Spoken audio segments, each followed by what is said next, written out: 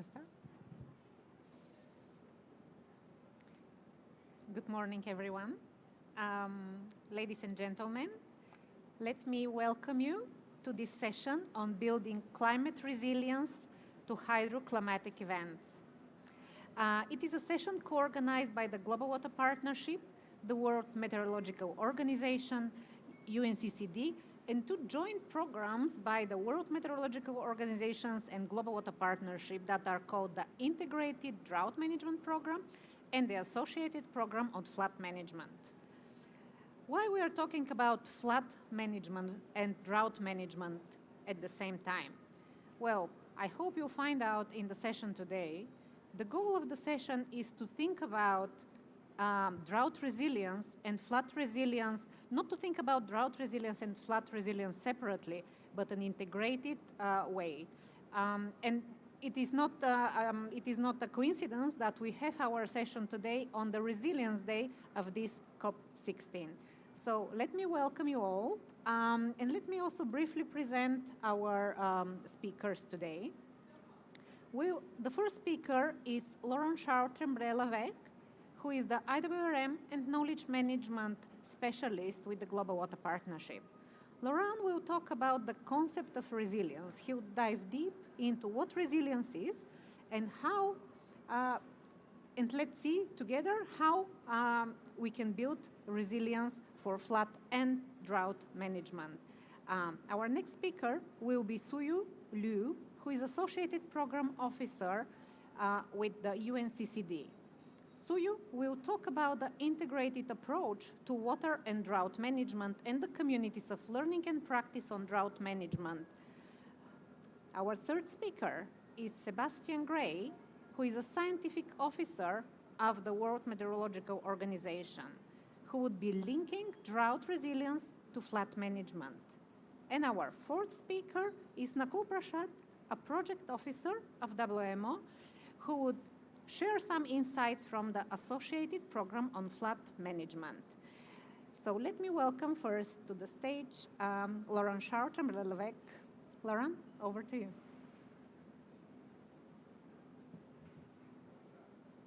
Hi, good morning, everyone, and thank you for coming. It's really a pleasure to have all of you here at the Resilience Day.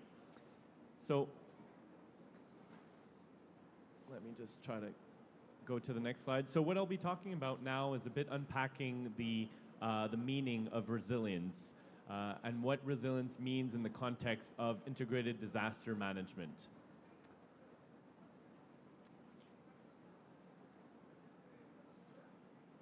I'll just try to go to the next slide if it's possible. There you go. Okay.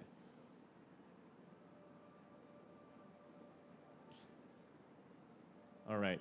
So when we try to define resilience, how do we think about the concept of resilience? So in the first place, we often think about resilience as an analogy of the spring. So resilience is the capacity of a system to persist in the face of change. So as a spring, if ever you twist it, bend it, pull it apart, it will come back to its original format.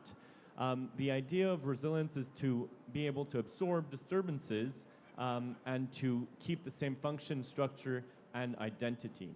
But as we know, resilience really has become a buzzword, and we include it in many of our different project proposals and in much of our implementation. That being said, resilience really comes actually as a critique of other concepts. So it doesn't go hand in hand with other buzzwords and concepts that we have, such as efficiency.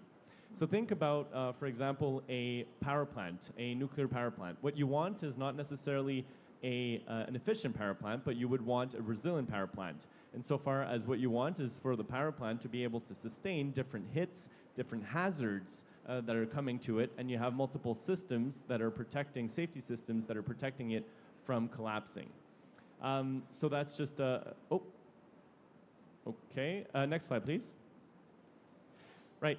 So when we think about defining resilience, we often use the absorptive capacities and adaptive capacities as a basis. And here the analogy of the boxer really comes in handy. So as a boxer, normally what you want to do is to be able to, if you're a good and resilient boxer, you want to be able to absorb different shocks, right? So absorb the different hits that the opponent is giving to you. You also want to be adaptive in the sense of you want to be able to dodge to avoid certain types of hit and hazards that are coming in. An important element to this is also thinking of what kind of system are we dealing with. As we saw before, right, resiliency is a concept of coming back to the same identity, the same function as you had before. But what happens if you're actually in an unstable equilibrium? So going back to the original function and identity might not be possible. Next slide, please. So how do we build resilience, right? So going back to these different functions around adaptive capacity and absorptive capacity, what we tend to do is first and foremost building our absorptive capacity. So when it comes to drought management, we typically start by building water storage facility, diversions, so that we're able to absorb a shock that comes. And then after, normally when it comes to, we realize that our absorptive capacity is not enough, then we start doing adaptive management, so things like planting drought-resilient crop or different types of pattern. Next slide, please. So briefly before I hand over to the next presenters, I wanted to define resilience in terms of five questions. And there's a really interesting article that came out by Art de Wolf on basically trying to define resilience through of asking resilience of what, resilience at what scale, resilience to what, and resilience for what purpose, and lastly, resilience for whom. So next slide, please. So the question of resilience of what? So actually, when we talk about resilience, are we seeing it mostly from an anthropocentric point of view? So are we seeing, and this is, when we talk about resilience, we're trying to mostly think about it from a human perspective. So how we can be resilient against hydroclimatic events. But actually, if you see it from the other side, you can also think about ecosystems. How can they be resilient to anthropo-driven challenges? So here, what we're trying to do in this session is actually seeing it as interconnected, not really as the resiliency of water systems against humans, but also then seeing the sort of feedback system insofar as also humans are being affected by the ecological systems. Next slide, please. So resilience at what scale? So when we talk about resilience, the question, another interesting question is, we're trying to build resilience where exactly? Is it at a city level? Is it at a provincial, at a district level, or at national level? And being able to be, for example, resilient in urban areas doesn't mean that your rural areas will be resilient. So it's important to think about the policies and the plans that we're implementing. What's the scale that we're trying to build? Next slide, please. Then resilience to what? And this is really the center of the conversation and of the serious game that we're going to be playing after, is are we trying to be resilient against droughts, against floods, against water pollution, against rapid onset crises or disasters, or slow onset disasters? Next slide, please. So this is interesting. So this is resilience for what purpose? And as you can see on the slide here, there's a little caption saying, "Stop calling me resilient, because every time you call me resilient, it means you can do something else to me."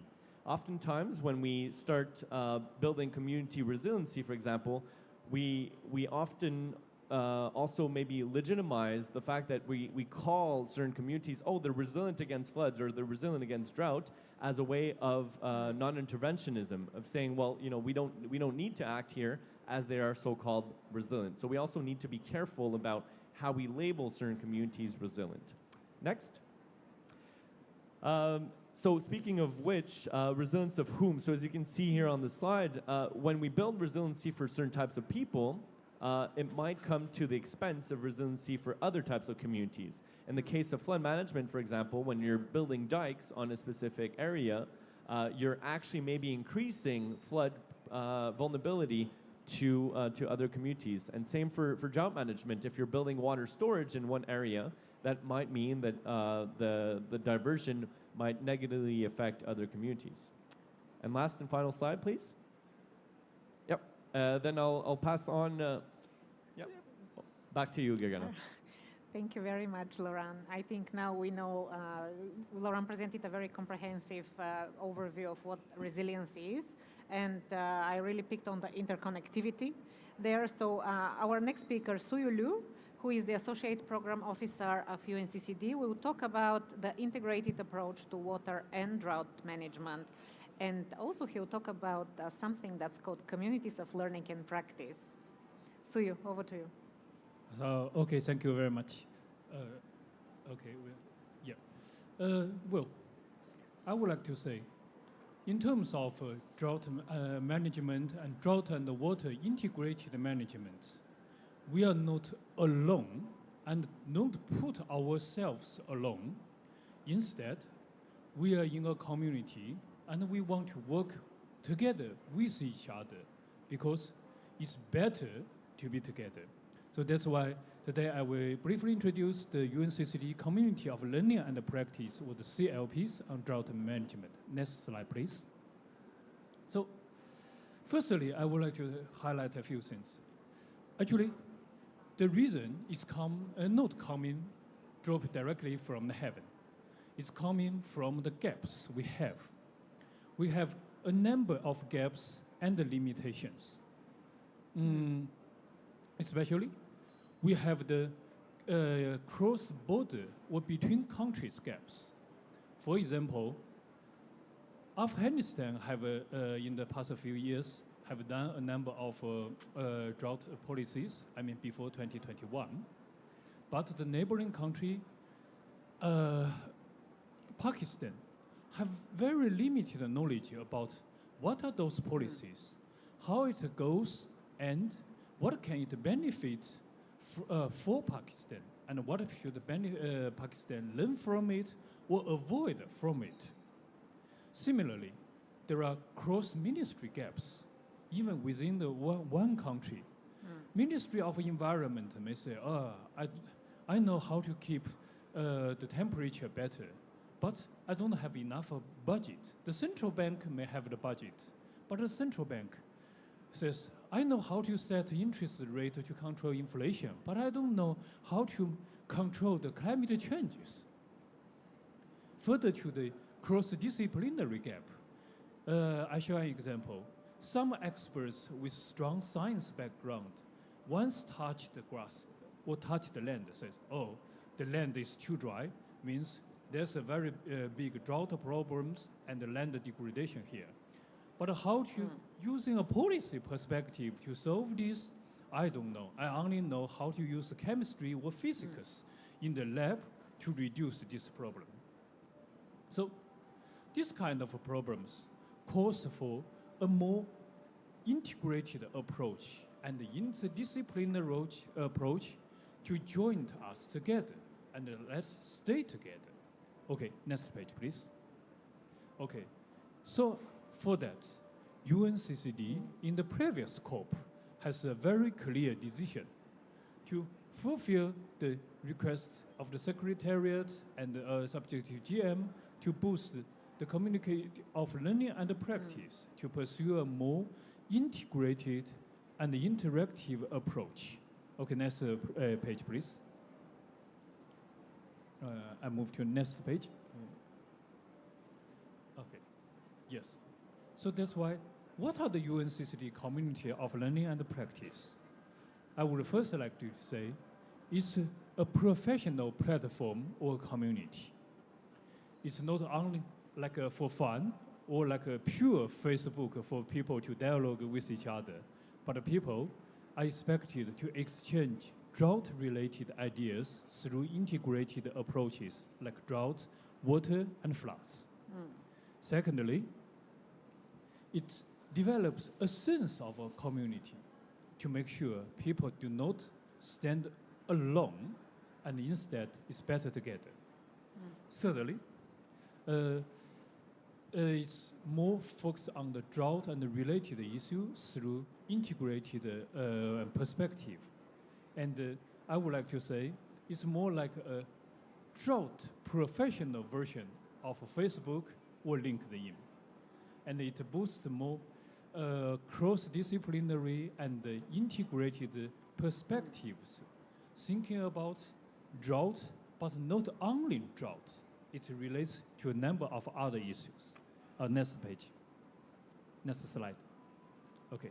So that's the UNCCD community of learning and practices. And what we have so far, we have one global community and five regional communities, and a host online platform, which is this web page and the QR code that if you scan, you can register. And also, we have for each community, we have at least one in-person activity plus one online activity. So far, we have more than 300 activities, such as photo competitions, future self-paced learning courses, and further collaboration and engagement with users, plus a number of other events and the interconnection with other communities, not only on drought, but on other related topics, integrated approaches, such as water, floods, and so on. Okay, so this is, I think, my final page, and thank you very much for listening. Many thanks to you. Dear audience, apologies for apparently there was a technical glitch with the special font that's used for this presentation, so we didn't display properly, but I hope you managed to scan the QR code and visit the communities of learning and practice that Suyu presented now. Thank you, Suyu. With this, we'll move on to our next speaker, who is Sebastian Gray, scientific officer with the World Meteorological Organization. Sebastian will be linking drought resilience to flood management. So let's hear about this interconnectivity. Okay, thank you very much. Next slide, please. So yes, I'll be presenting on the linkage between droughts and floods, but focusing on the drought perspective, from the perspective of the Integrated Drought Management Program, in which I work with my colleagues, Valentin Aik and Robert Stefanski. Next slide, please. So just to give a background on droughts, just a few short facts. And drought is a complex hazard and is generally a slow onset phenomena. It's creeping. You know, you see it come slowly. You start seeing the signs. You start seeing crops wilting. You start seeing reservoirs going down slowly. So the impacts accumulate gradually. And there's lack of precise and universal definition for when a drought actually starts. When can we say the drought actually started, and when can we say it actually ended? And this can lead to uncertainty in the time to implement responses. So for example, at what point do you implement emergency responses for pastoralists? Yes. Or for people in agriculture sector who need support. Next slide, please. So with that background in mind, and already we know that droughts are occurring, and it is a natural phenomenon. It has occurred, and it will continue to occur. But with climate change, what is the impact? What do we expect in the future in relation to drought? So looking at different scenarios, and you can use just a simple statement that even in a best case scenario, with achievement of the Paris Agreement goals, that is keeping global warming to 1.5 degrees Celsius within the pre-industrial levels, drought will still occur twice as often as it already occurs at present.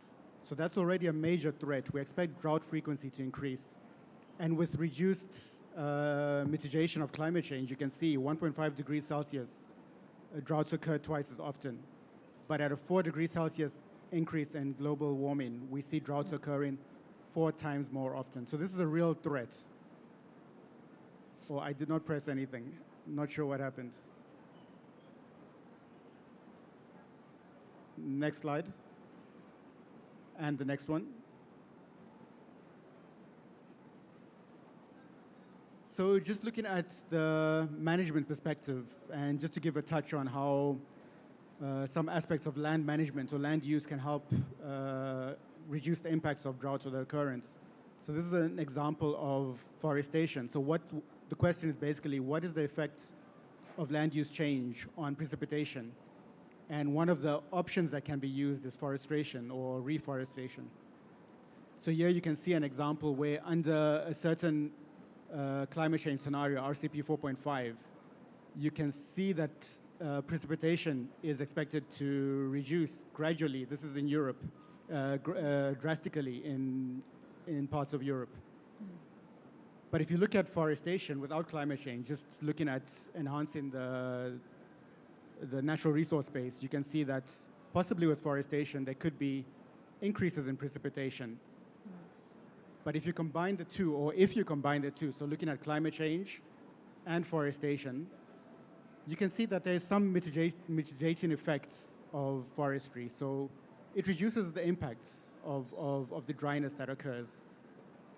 So a key issue here is that there could be offsets, but transboundary approach is crucial. That means collaboration across geographies, but also across sectors, like people working on droughts, people working on floods, people working on land management.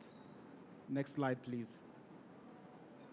So just to give a bit of background on the integrated drought management program that I mentioned earlier, we have 47 partners as of present. There are 4 regional programs across the world. We run a help desk that links to some of the communities of practice that Suyu mentioned. We also have an integrated drought management community of practice itself. We have various projects that are implemented across the world to support communities with droughts, and in many cases, these projects look at an integrated approach, so not just drought management, because it can't be tackled alone in many cases, but also looking at natural resources management, adaptation support, early warning support, which covers both droughts and floods. Next slide, please. Just briefly on this, I did mention a bit of the kind of work that we do, but yes, we've got technical support units staffed with WMO staff and Global Water Partnership staff. We also encourage the engagement of youth. We have a water youth network who we work closely with. And again, to mention the flood aspect. So we work very closely with our sister program, the Associated Program on Flood Management that Nakul will mention briefly soon. And then that help desk again, which incorporates issues of asking questions, asking for capacity building, or sharing information and guidance. And there'll be a bit more on how we are trying to integrate both the drought help desk or drought help desk activities and communities of learning practice and the flood aspects. Next slide, please. So looking at floods and droughts again. So what is a flood? What is a drought? Just a very basic look at it. So I'll start with the drought side. Basically, not enough water. We don't have enough water. Of course, there are many other factors that contribute to that, like evapotranspiration, moisture in soils, cloud cover. Various aspects contribute to how a drought occurs. But basically, you're looking at a situation where you have very little water, and in many cases, it occurs slowly. On the other side, you have floods. Floods, basically, too much water. And it's a rapid onset event. I'm sure you've seen news stories of floods occurring and how all of a sudden, there's flooding and people have to evacuate. So both are affected by rainfall. Both are extremely important hazards. Both expected to be affected by climate change. Both lead to loss of life and assets. You can warn for both in advance, and it's possible to mitigate the risks. Next slide, please. I won't go too much into this, but just to say again, land use change, impacts on the water cycle, and impacts on the hazard are all related. So if you look at changes in forestry, urban land use, watershed management, it all has effects on the water cycle in terms of precipitation, runoff, infiltration. So for example, healthy soils.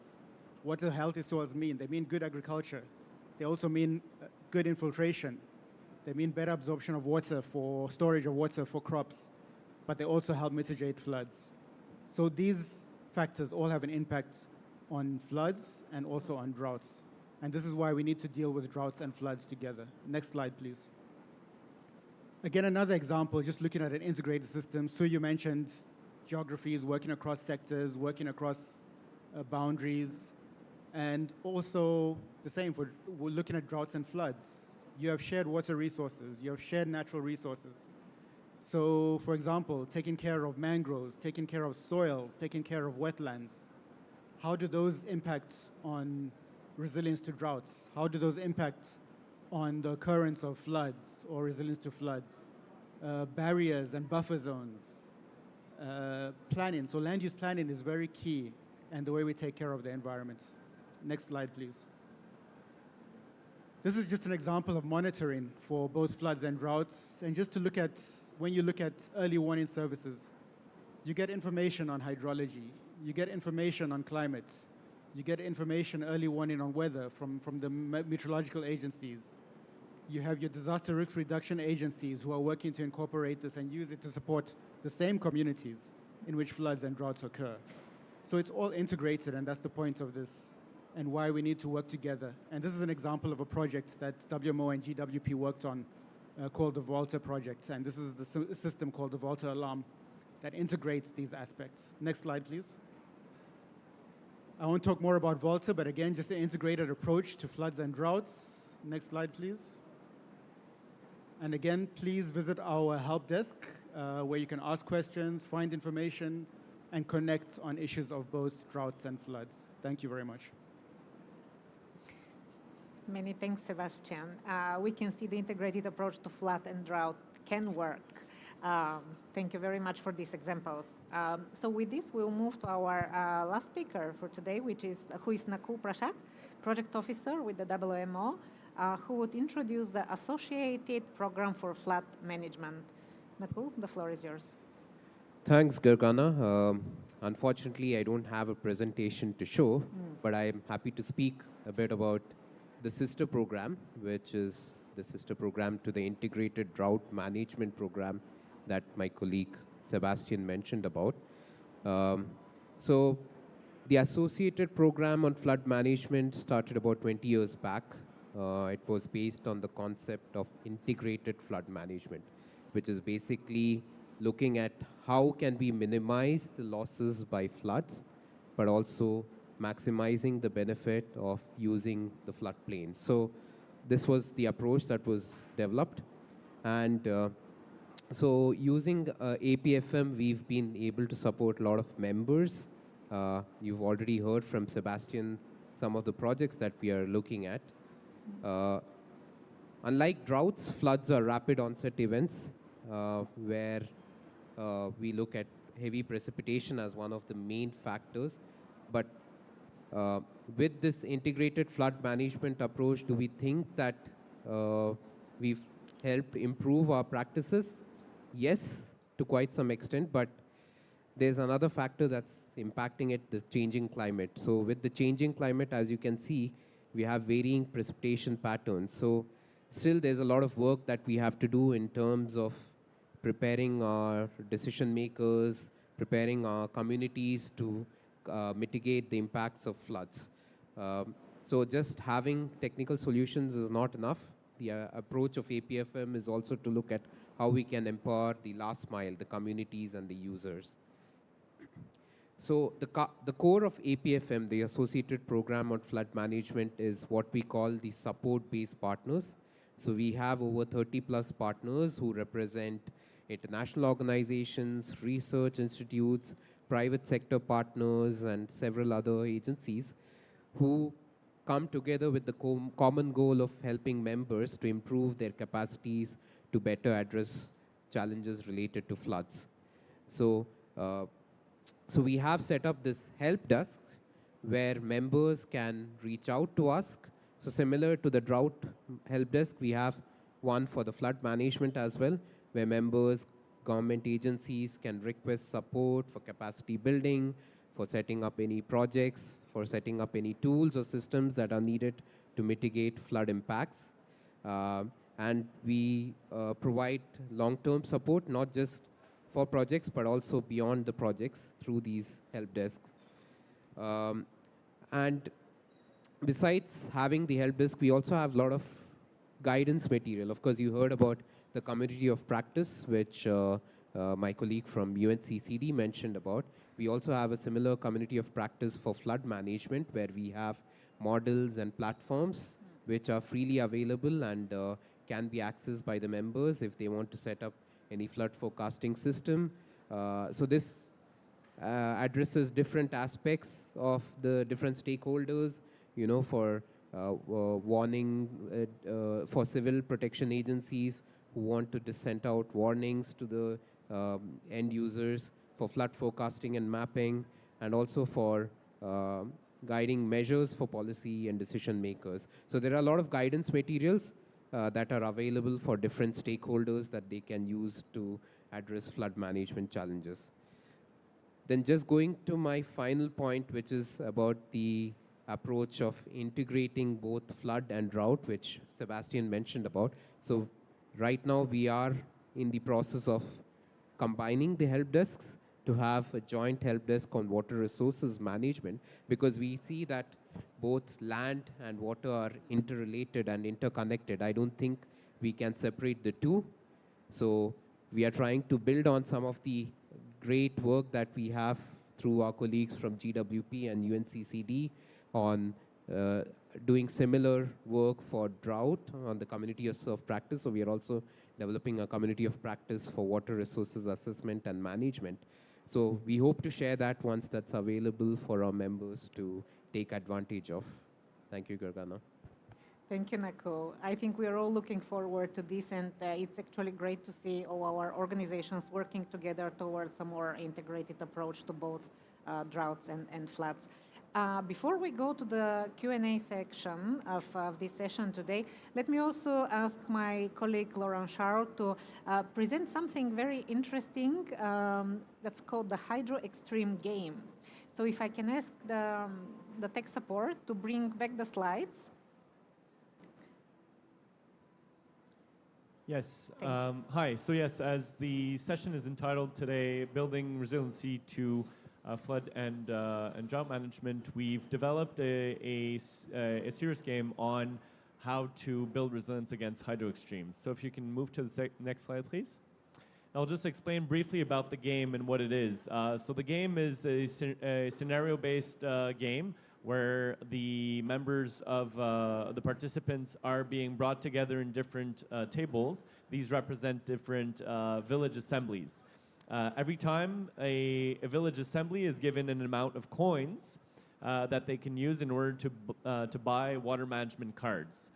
These water management cards represent different solutions. So if you can move to the next slide, please. Next one. Next, please. There you go. So this is an example of a water management card. So the game consists of, once you start the game, you have 25 different water management cards to choose from.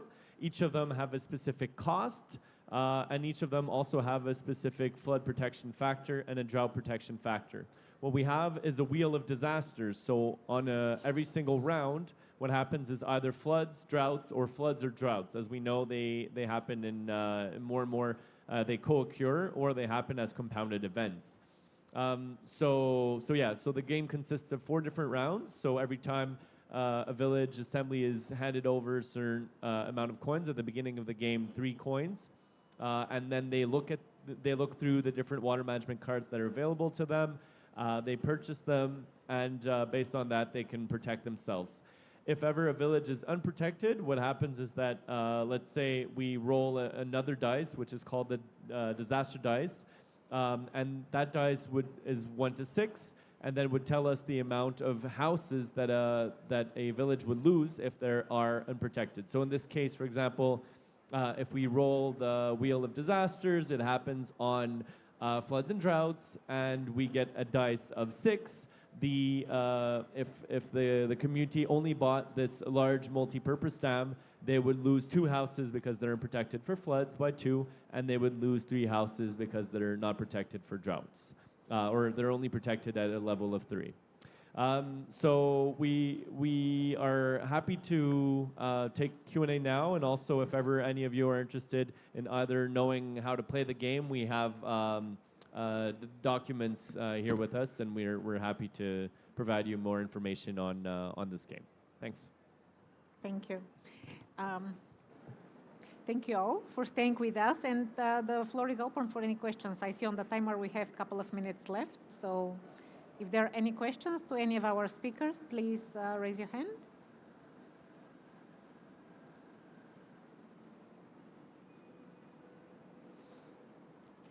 Okay, Then let me thank our speakers. Thank you very much, Nakul, Sebastian, Suyu, and Laurent for being with us today. Thank you to the audience as well for listening and staying here with us. And I wish you a successful COP16.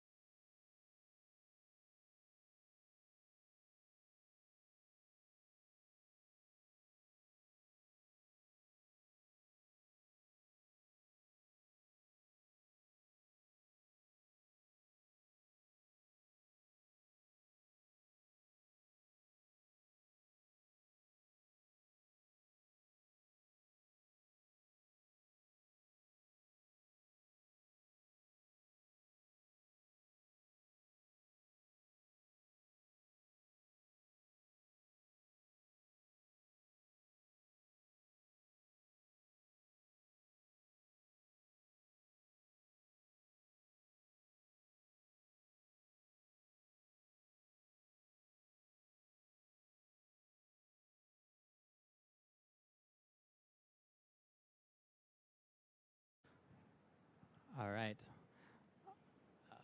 Salam alaikum. I'm sorry we had our times mixed up, and maybe you all are just sitting here because it's a comfortable place to sit.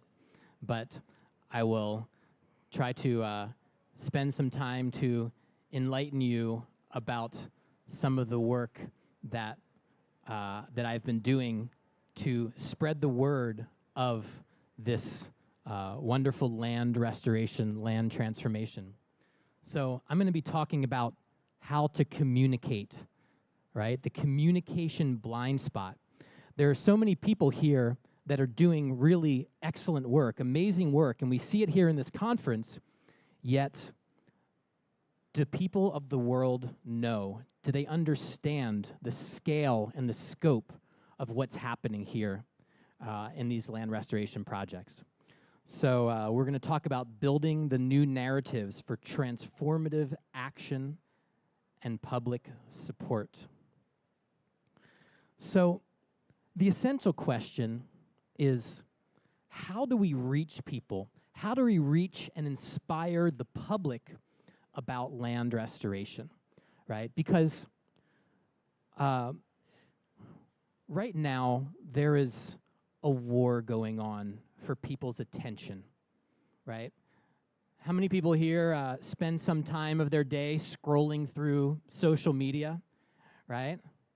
And as you all know, there are great distractions in the world, okay? And I myself can be easily distracted. I want to see, you know, what the latest trends are, what the best place to stay in the Philippines are, or how to build a slate roof. I mean, it's an endless amount of information that we get.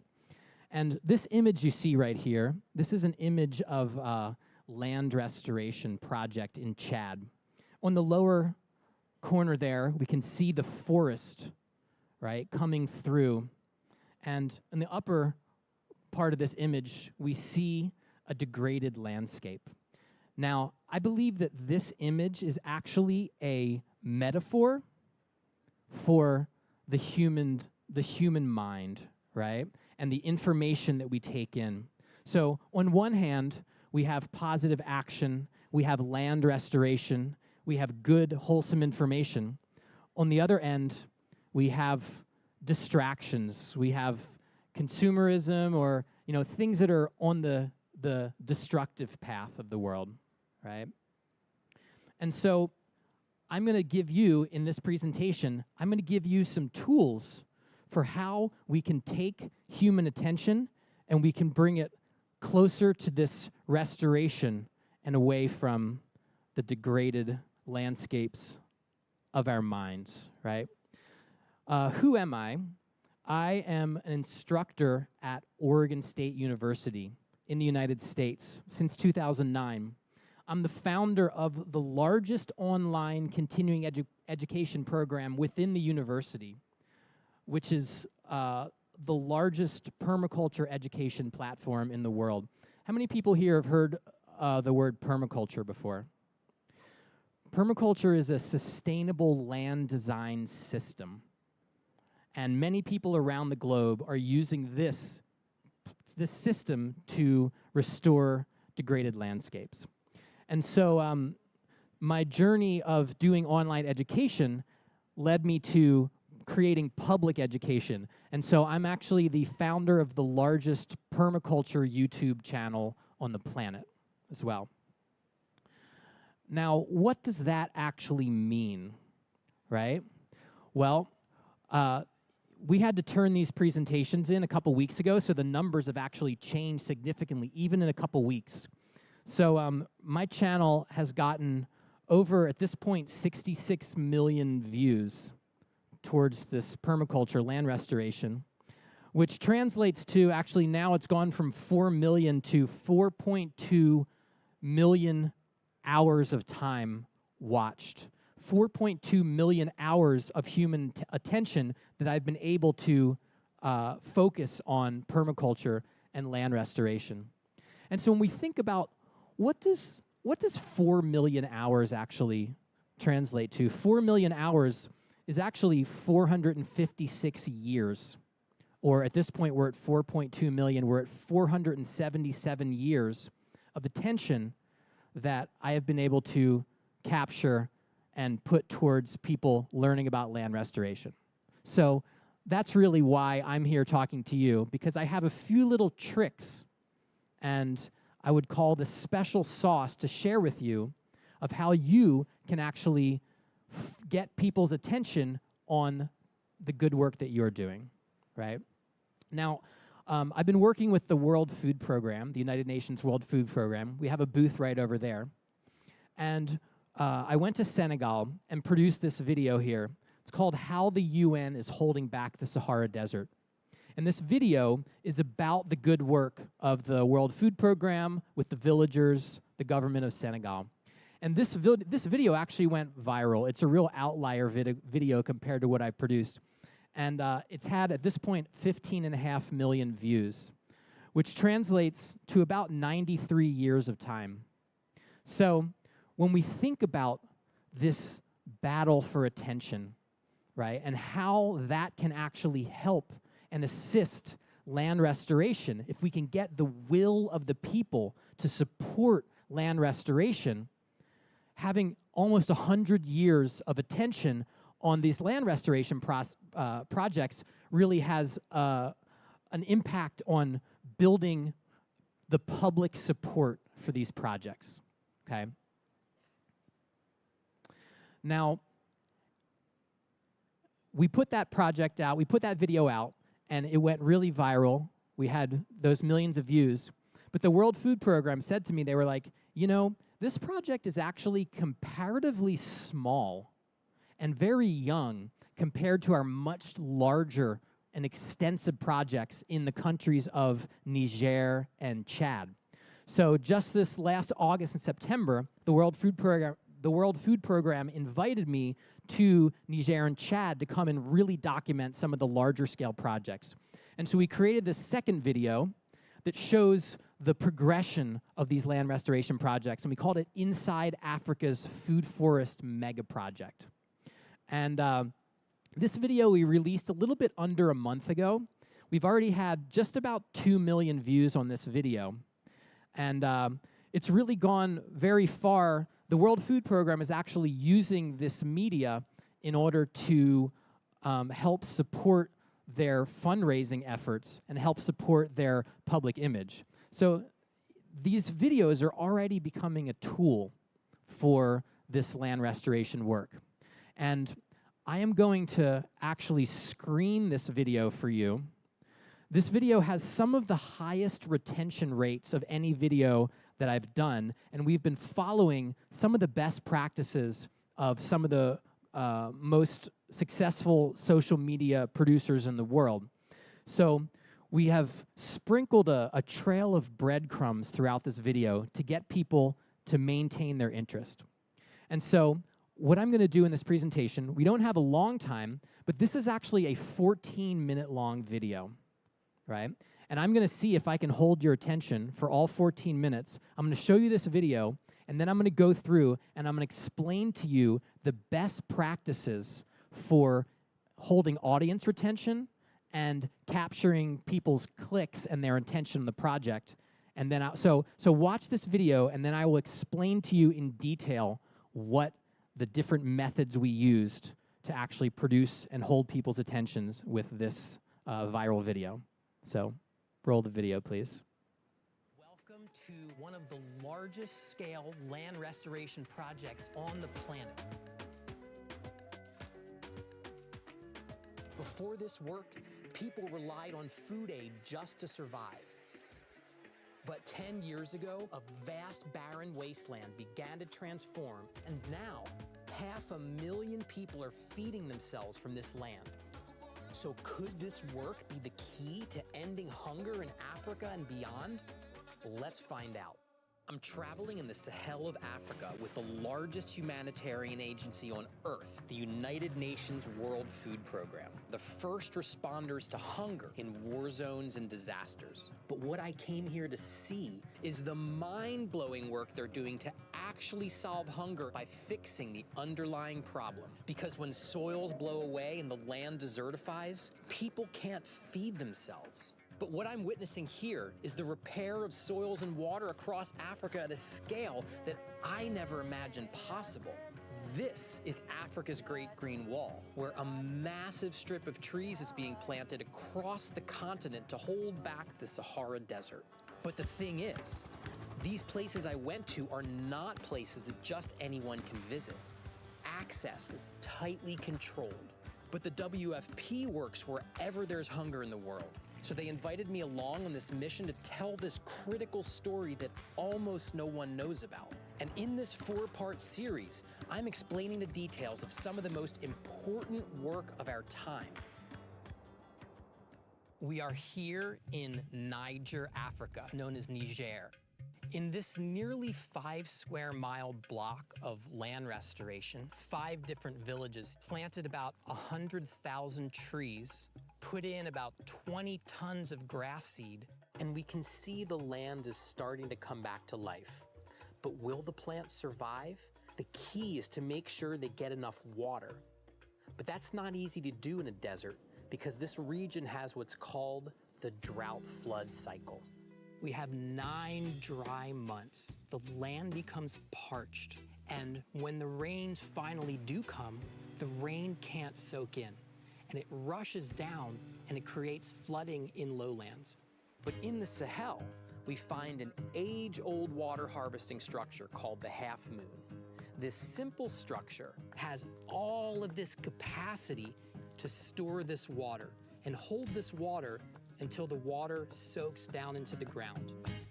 There are a lot of different variations on these half-moon structures, and which one you choose depends on what your end goal is.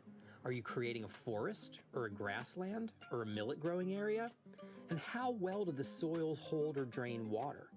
But the basic idea is that the half-moon's laid out on a contour, and it's dug so it intercepts the water flowing down slope during heavy rains.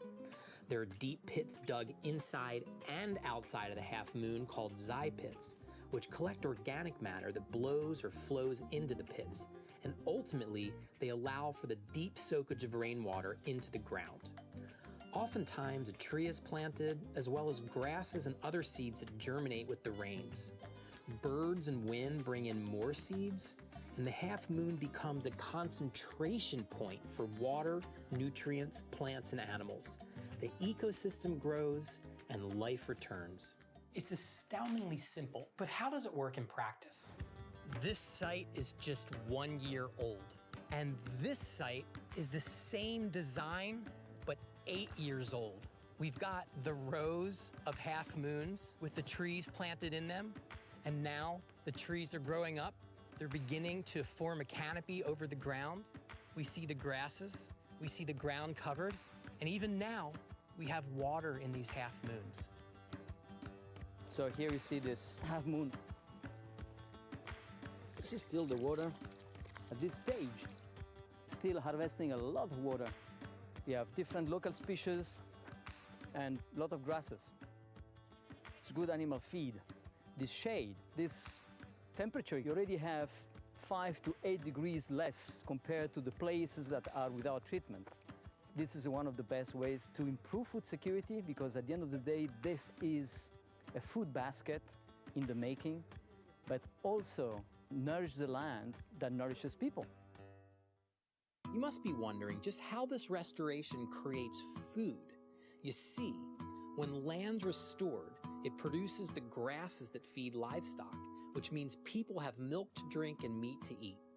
The native Sahel trees produce leaves and fruits that can be eaten by the tough camels and goats who browse the thorny branches in times of need during the long dry season. The trees shade, they hold the soil, they soak in water, they nourish livestock. What I'd seen so far looked promising, but it's a pretty young site that hasn't fully developed. I couldn't help but wonder, Is a system like this really enough to end hunger? To find out the truth, I needed to visit the very best site they could take me to near the southern border with Nigeria. The border is porous, and there are militant groups that sometimes cross over, so we needed a military escort. But visiting this mature site was critical to seeing the full extent of what is possible in this kind of restoration work. What you see behind me was once a barren wasteland with compacted hardpan where the water was rushing quickly off, not soaking in, no organic matter, no plants, no trees, and now we see a dramatic transformation of this landscape. When we look at satellite images from the last 7 years, we can see that the area of bare exposed soil has literally dropped to zero. This land has fully recovered its capacity to hold water and grow biodiversity. And that means the potential for growing food is huge. That is so clear that the government of Niger is all in for this mega restoration. And I got the inside scoop directly from the chief forest ranger of the state of Maradi. He took me on a thorough tour of the site and pointed out all kinds of fascinating details, including some pretty remarkable ripple effects of the restoration work on the greater region. Donc, et vous voyez, le niveau de régénération contribue vraiment à la concrétisation de la Grande Muraille Verte au Niger. So what I learned was, since we are at the edge of the Sahara Desert, this area is really affected by strong, hot winds coming from the desert. This can really dry out the landscape. But this site's continuous tree canopy actually breaks the force of those drying winds. The point is to actually block the expansion of the desert. Niger is one of the hottest countries on the planet. The temperatures are significantly lower in these forested areas. And it's not just deep in the interior of the sites where you have all these trees, it's also the edges of the sites. We're seeing the same temperature effects. This whole project has become a biodiversity net. All sorts of seeds are blowing in, birds are attracted, they're bringing other seeds. Right now we're here in the 3-month wet season. It looks lush and green. You can see all of this fodder. You can imagine the animals becoming fat. But the critical function of this system is really in the dry season. 9 months of the year, this is dry, when there's just not a lot out there. So this diverse perennial polyculture here provides types of foods that can be harvested in the dry season.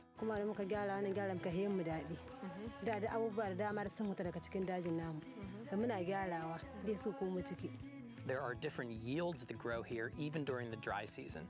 They're harvesting plants for culinary purposes, for medicinal purposes.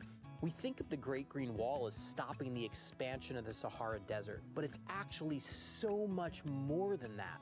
The Great Green Wall is actually rebuilding the ecological matrix of a region. And when we start to see the effects at scale, like this large site and the 528 other Great Green Wall sites in Niger, we actually see the restoration of the ecological fabric of this region. Just within this 800-hectare site, there are 3 million cubic meters of water that have soaked into the ground here instead of running off. And 15% of that water is actually soaking into the deep aquifer and regenerating the permanent water table. The actual effects on people's lives is a very tangible thing. We traveled to a new garden in the nearby village to see the real-life effects of a regenerated water table. Over time, the water table has risen, and there's water available, allowing for production pretty much to take place all year round. In this area where we are, this is just a 1.5 hectare market garden site, one of 9. Communities here are now able to produce crops in these gardens because they're pumping water from the ground, water that has been improved from the rising water table due to the restoration activities that have taken place elsewhere. Before this activity, 9 out of every 10 children that were tested were malnourished. What we saw earlier in the market garden, the community is able to produce a variety of diverse nutritious foods, including vegetables and fruits, which are then also used in their local diets, contributing to a better nutrition for the community and lessening malnutrition for their children and for themselves. Over the last 5 years in Niger, an average of 3 million people per year were food insecure and needed food aid. But in that same time period, these resilience projects have gotten 500,000 people off of long-term food assistance. Let that sink in for a minute. 500,000 people are being fed from the 528 resilience projects in Niger. So this is obviously working on a lot of levels. But the big question is, how do we scale this up to the place where it can actually end regional hunger? In Niger, in the last 10 years, the World Food Program with the government and partners have restored about 300,000 hectares. When you do this type of land treatment, you're actually helping areas downstream because this water is soaking in. Then you also get this incredible wind protection effect. So for every hectare that you restore, you actually affect 3 times that amount of land. So the 300,000 hectares really is more like 900,000 hectares. Now, Niger is a huge country. The Sahel is a massive area. So this is still just a fragment of what needs to happen here, right? We're beginning to see a scale of solution that matches the scale of the problem. Walking through this, you can imagine that you're walking through the Great Green Wall. The Great Green Wall is the possibility of transforming desert lands, degraded lands into food baskets. Now the vision is how we can collectively put all hands on deck and make this regeneration in sub-Saharan Africa, in the Sahel, in Niger, an unprecedented game changer. The World Food Program supports these projects in a lot of ways, including equipment, training, food, and money for the people doing the work. This helps to stabilize the community while growing their natural resources. We can do this together with our partners. The government of Niger, they have taken resilience as their strong vision to transform rural areas in the country. This is very important within the context of Niger in terms of the concept of the land becoming the nourishing mother of the population. Nous avons voulu, en tout cas, que nos actions rentrent dans le cadre donc, de ces actions de la Grande Rivière Verte. It's basically saying that as WFP, we need to recognize that we can play a catalyst role, we can play a supporting role, but the biggest role and the biggest achievement is what actually communities are able to do by themselves. We really need to be engaged and motivated within the vision of the Great Green Wall. It means also a Great Green Wall against hunger.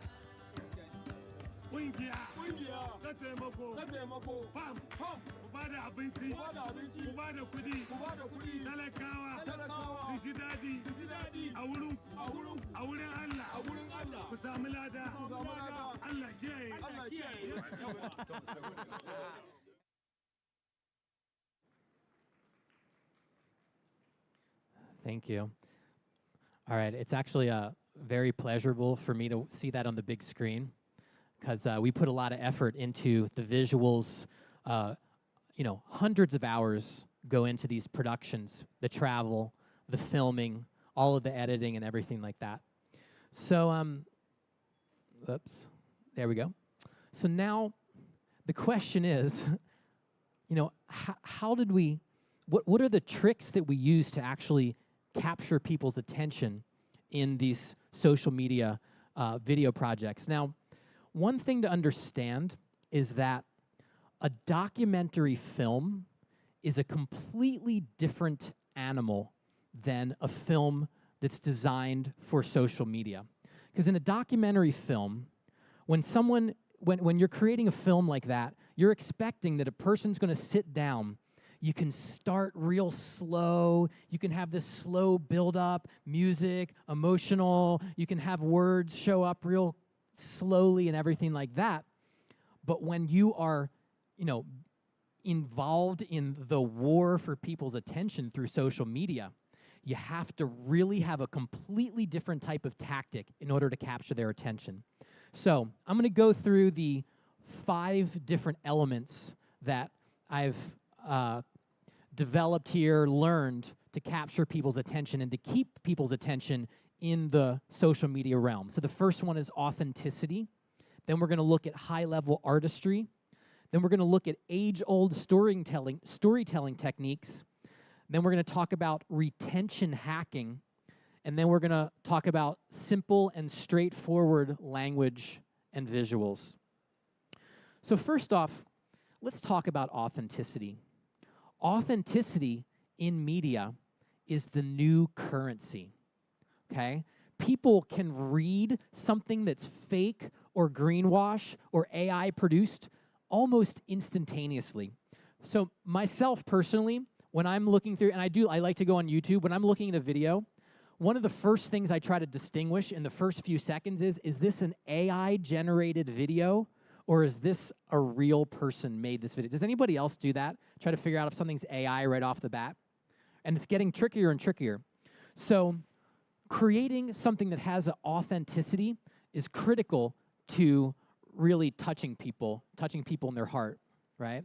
So does something have a feeling that's corporate, right? And I feel like everybody here probably understands what I mean when I say something has a corporate feel, right? And when I end up clicking on something and it has a feeling that's like, it's very sort of polished and maybe they're like trying to manipulate me, I click off fairly rapidly. So the question is, when we're producing this type of content, it's how do we be real with people? How do we express authenticity in order to achieve the good ends that we're trying to achieve? So first off, you saw with that video, I had quite a bit of travel footage. I talk with the World Food Program. They have really great media producers, but a lot of it is suddenly you are at a location. But some of the most interesting things about some of this work is, how did you get there? Because the journey is often a fascinating part of the story. Unstaged moments. I have a GoPro that I pretty much have in my pocket, and I can press the record button on my GoPro, and I can be recording within about 3 seconds. So oftentimes, I'm just like right there when something interesting has happened, capturing it in a moment that if you had a whole bunch of equipment that you needed to set up, which I also have that, you'd not be able to capture some of these special moments that you can when you have GoPro type of equipment. You notice in some of the interviews in that video, we don't have static interviews. I still do it where you set up a camera and a tripod like this one we see behind us here. But having a gimbal and the walking while filming and get someone walking through their environment is a much more engaging way to show the content. And then, the last one, I mean, this is a really important one here. This is, don't be afraid to speak from the heart and get personal. Because, what is authenticity? When something is too scripted, people can read that. They're like, oh, this is very prearranged, but when you have the spark, when you can capture the spark of spontaneity and someone speaking authentically, then it really comes through. So the next thing we're going to talk about is high-level artistry. Now, not everyone needs to be an artist themselves, right? I mean, I'm just very blessed that I was, grew up as an artist and I was able to do the types of illustrations that I showed you in that video there. But really, the artistry is about developing a style or a personality to your work. Even if your videography isn't that wonderful, if you have a style and you keep your style consistent throughout multiple productions, then you end up with a brand look, okay? I'll tell you a little story. My journey with this cinematography began after I went to the International Permaculture Conference in India in 2017. I spent 2 months in India, and I said, I'm going to visit all these projects. I want to document these projects. I want to really do something nice. So I got a camera, and I did all of this filming of these projects, and I spent all this time. I learned how to use editing equipment, and I put them up on YouTube.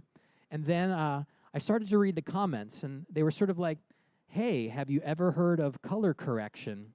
Hey, did you know that when you film directly into the sunlight, then you're just going to create a dark silhouette of the subject?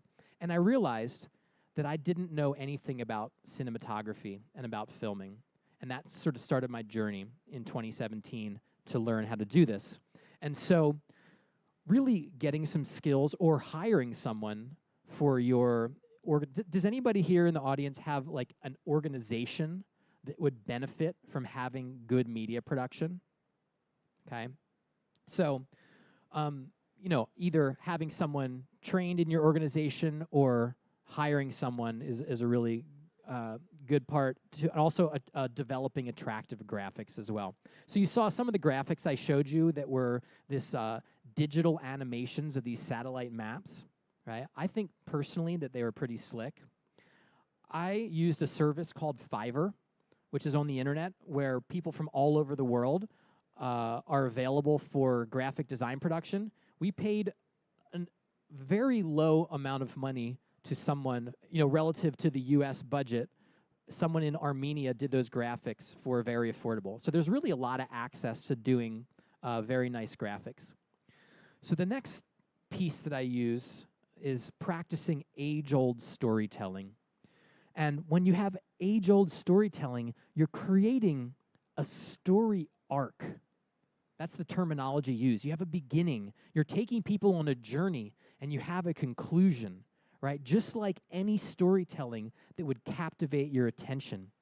You're developing intrigue.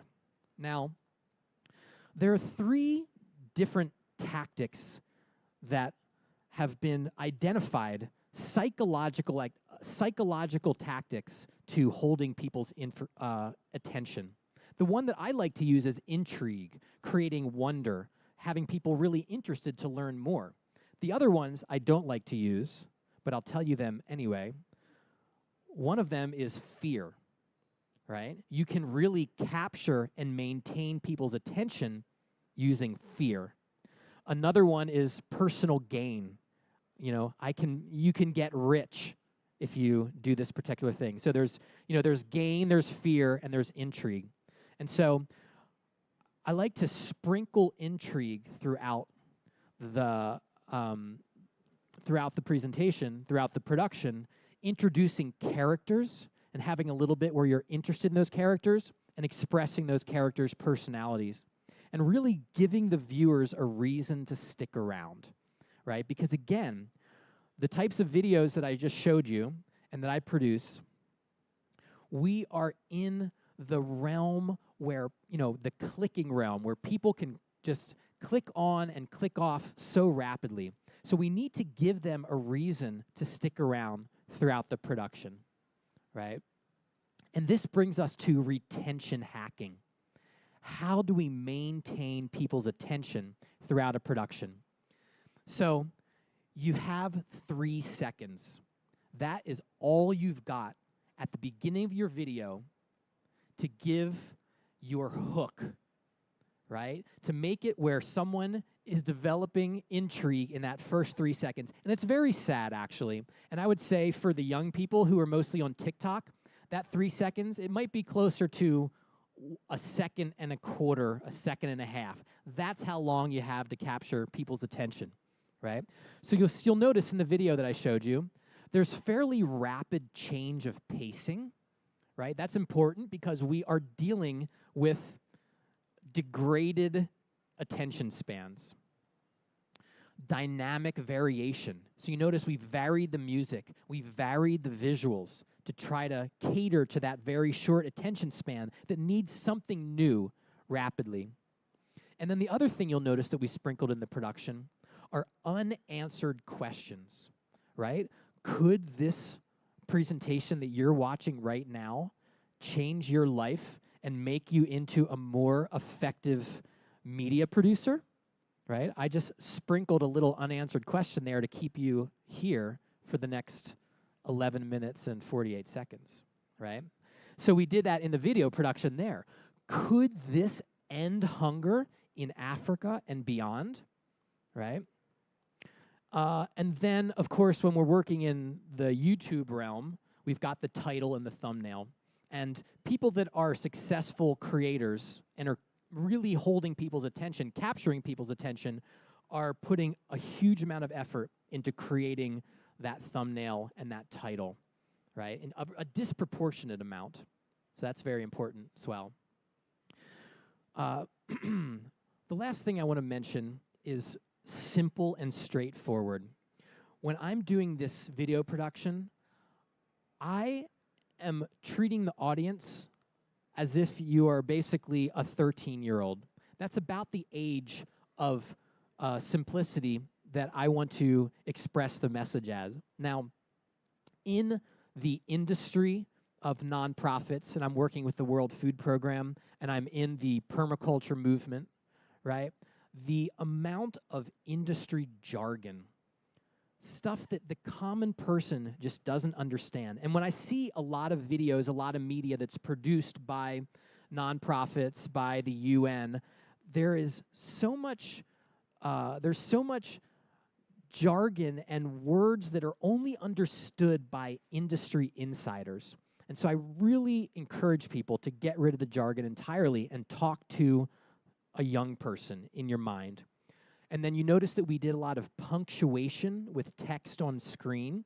So when you have a really important point, you want to make sure that you anchor that point in, and text can be a really good tactic to doing that.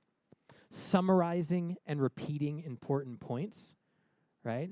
Because we are fighting a war for people's attention, right? I'm summarizing, I'm kind of repeating a point right now that we brought up at the beginning of the presentation to try to hammer that in here. And then, of course, including critical questions in the narration, right? So that was basically a summary of the critical elements here. And now I'll say that these are the questions that you want to ask yourself, right? Who is the audience? And how does this audience get their information? So if you are, say, working in like a youth movement, and you're talking about trying to attract children into some sort of land restoration project or whatever it is you're doing, then your medium would be very different. You might be looking at TikTok, which is actually, you know, I have a teenager, and I'm a university instructor, so I interact with a lot of people that are in their late teens, early 20s, and TikTok in the United States has taken over as the main media source. So that is a completely different format than, say, if you're trying to harness the attention of adults or, you know, donors, right? And so then you're going to look and try to figure out what aspect of what you're doing is the most important, right? What is the hook that can get people, get their attention in that first 3 seconds, and then what is the essence of the story that you're trying to tell, okay? So I'm going to summarize, because in a good educational presentation, we tell people what we're going to tell them, and then we tell them, and then we tell them what we told them. So here I am telling you what I told you. We talked about authenticity. We talked about high-level artistry. We talked about age-old storytelling techniques, retention hacking, and speaking simply and straightforward. Now I'm going to show you, here I'm going to show you a version now. I'm going to show you like the TikTok version of some of this land restoration material. Oh, I need to click it. There we go. 2 years ago, this was a barren wasteland. Nothing had been grown here for 40 years. When the UN World Food Program told the villagers that they were going to bring this land back, they said it was impossible. But here we are in Africa, in the desert at the northern edge of Senegal, and life has returned. Thanks to the work of the villagers and the World Food Program, natural wealth is growing back and growing the livelihoods of the people here.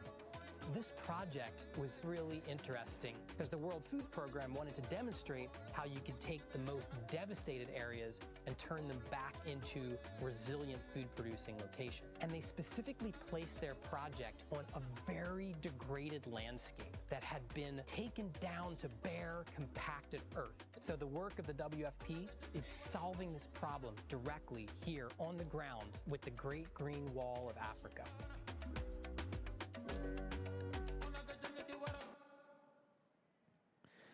So there's another tactic that was used in that video, and this is actually the secret sauce of promoting and teaching about land restoration, and that is the before and after image. Because when you're doing land restoration work, you have such powerful content showing a degraded landscape in contrast with a restored landscape. So I'm going to give you a few final thoughts here. We have about 5 minutes left, so I'll give you some few final thoughts. I'm going to show you one more TikTok scale video. Then I'll have room for like maybe one question. So the way that people are taking in information today is constantly changing. This is not a static field. Right now, the kids are on TikTok with 1 minute long videos that might change to 12-second long in 3 years. Who knows? So we need to be ever vigilant and creative to ride this wave of culture and to continually stay relevant in the face of a changing landscape for how people digest content, right? So let's get the good word out. And I'm going to show you one more minute-long TikTok scale video here. This one actually was one of my best performing shorts. This one on Instagram has, I think, 362,000 views. So this one seemed to be able to hook people's attention. So we'll see if I can hook your attention for another minute. There's no way seeds or any plants can actually take root here. We bring it back to life and we bring it back to production so that it can feed people and communities can start thriving again. So these half moons, they are the first step in this rehabilitation process. On this side here, we have 7,500 half moons, each of which has a 4-meter diameter. This takes one person to dig 1 half moon per day. The rain basically comes here, and we have put the half moons on contour lines, which means the rain, when it falls to the ground, it flows into this area here, which is a little bit lower. It stays here and it feeds these plants. The half-moon technology is actually an endogenous technology to the Sahel and has been forgotten over time. We have rescued it from the past.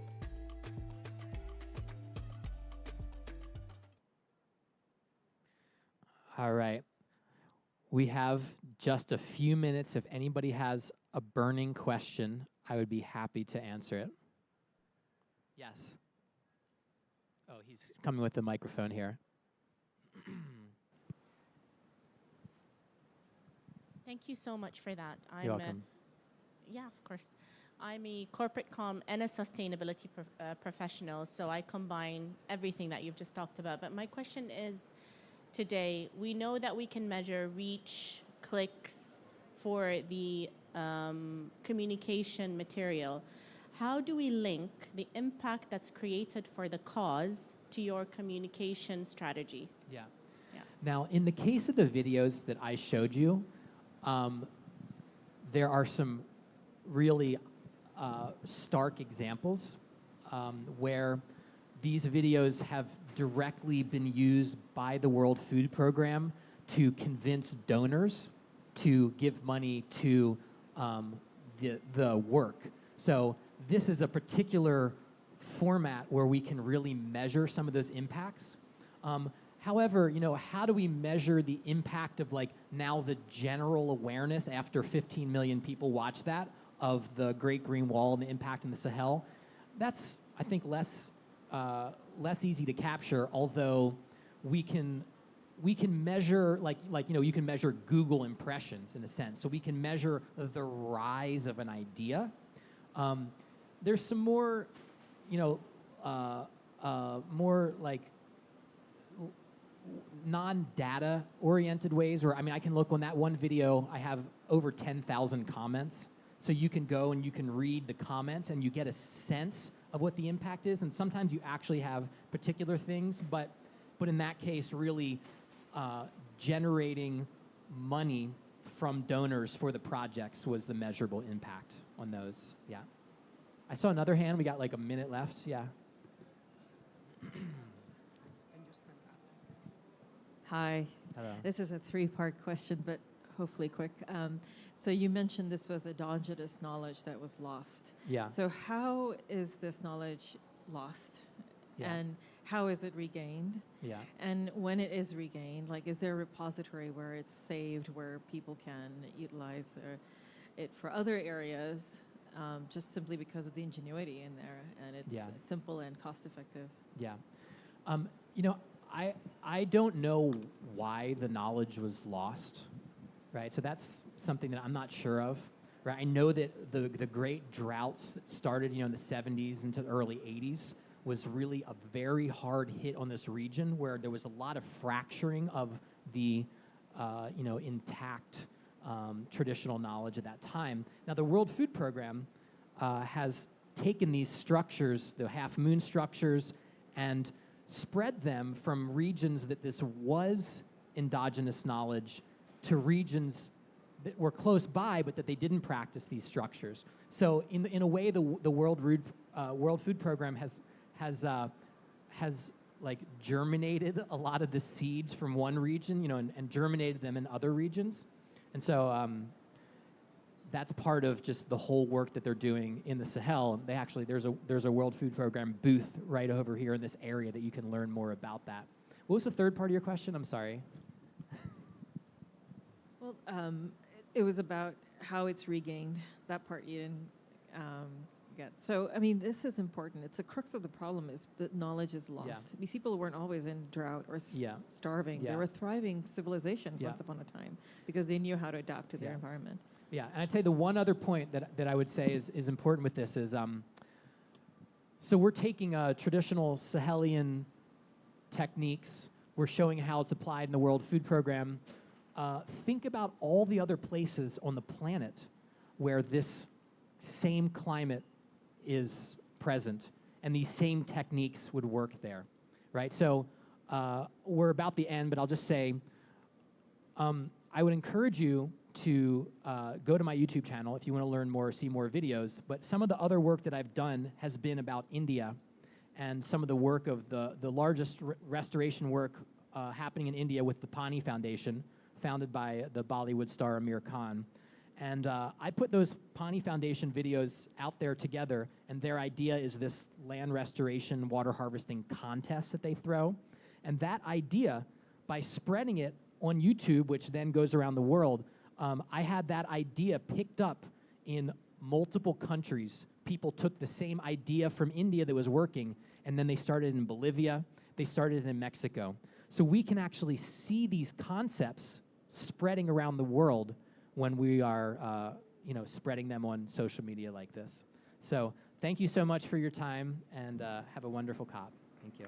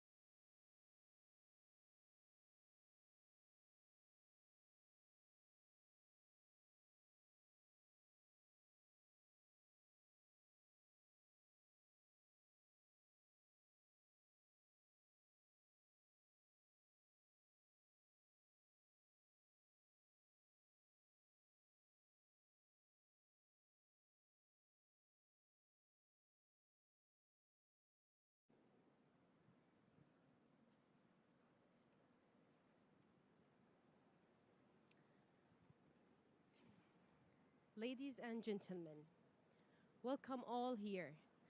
I'm so happy today, and it's truly my pleasure to be here today. And thank you for COP16 for having us here to this platform where we can sit and discuss a lot of things about women empowerment in agriculture sector. Of course, I'm sure that today our session will be. Okay, let me give you a brief about myself. This is Farah Al-Gharib, environmental and public health specialist and founder of and CEO of PNC Services, and also member of Environmental Committee of Eastern Province of Saudi Arabia, member of National Committee of Environmental, Water and Agriculture of Federation of Saudi Chambers. Of course, I will tell you a brief about PNC Services. PNC Services is a specialized sterilization facility where we do promote health and safety and food safety for public health. And why we are here, PNC team is proudly today to say that they are 100% women work at workplace. This showcase our commitment in the women empowerment and female empowerment in our workplace. I started 15 years ago. We established PNC sterilization facility. We support public health, food safety, and environmental preservation. Driven my passion and knowledge, I invest in human resources. And through investing in human resources, I focus on women, where we can do consultation and training.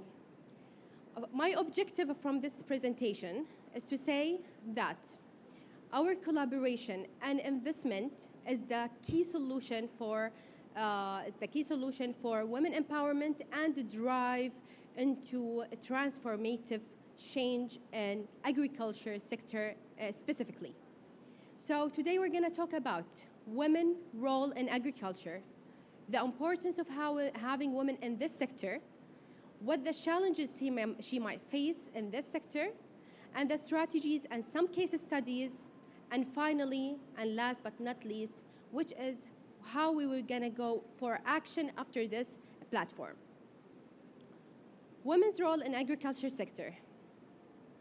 It varies. In agriculture sector, women starts from farmers, planting, food processor, till leaders and decision makers. So we have managers in the field, but we will go into the statistics more throughout the presentation. But let's say something which is very important. Women have her inherent ability. She just have this natural instinct of caring, growing, taking care, raising families, raising children. So it is aligned closely to agriculture sector, which is growing, nourishing, and feeding and nourishing. So this amazingly say that we have both the same strategic, which is food security.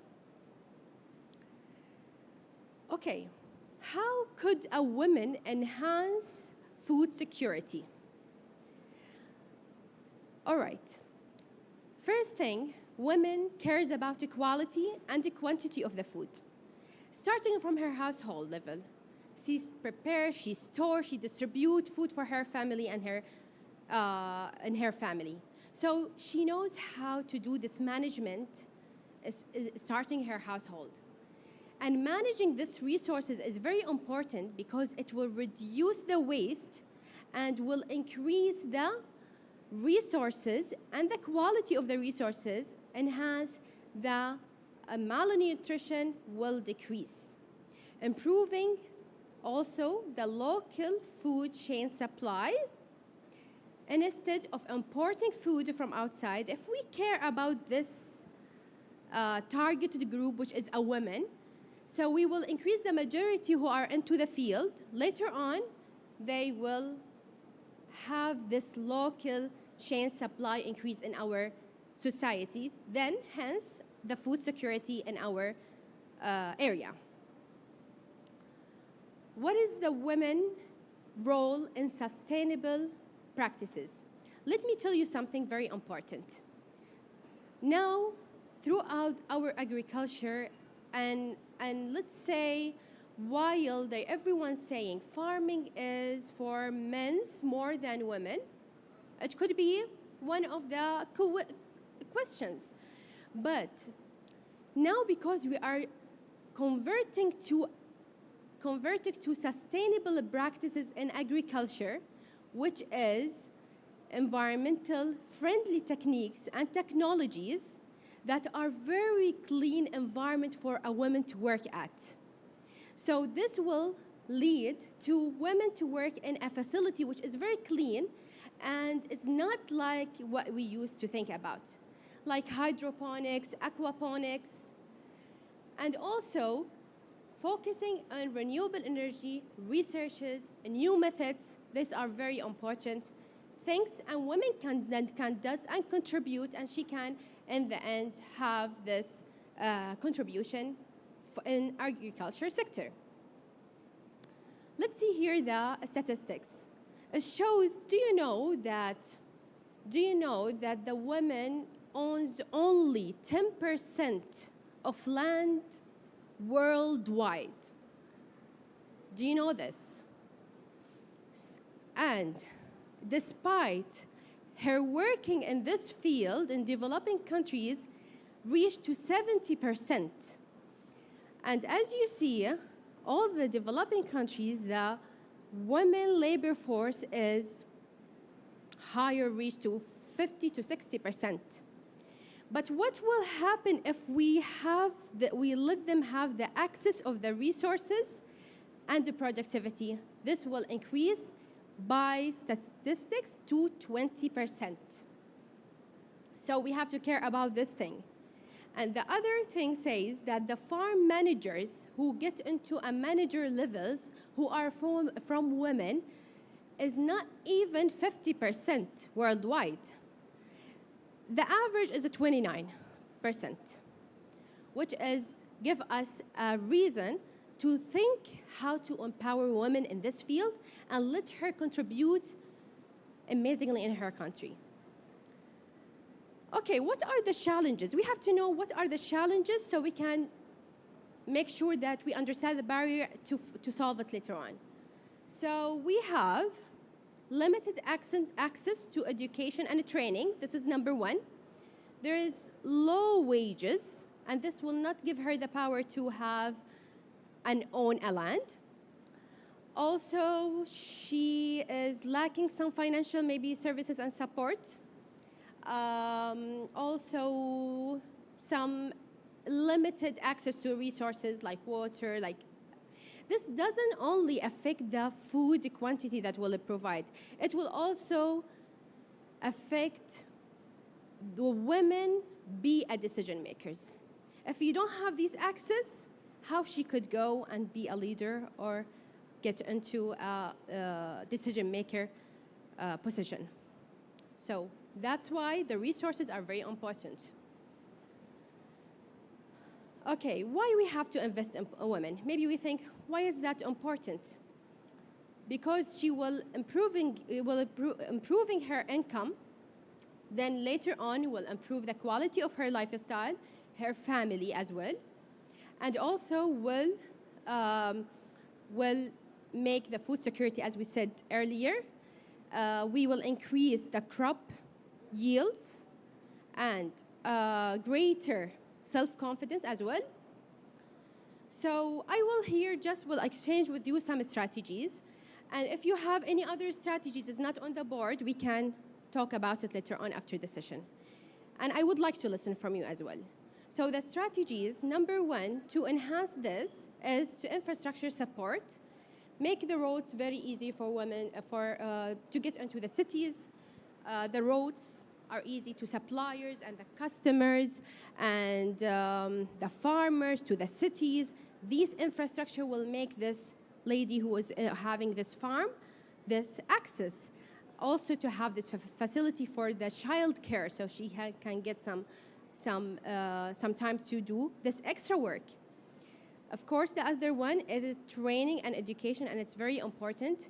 Vocational training, it doesn't have to be like studying for long term. It could be like we can make special training materials with our for a limited time, but in the end, she can go and implement. And I will tell you a story here where a barefoot student, a college student, who had learned how she had learned in her college. She go back to her village, and later on, she trained more than 3,000 grandmothers.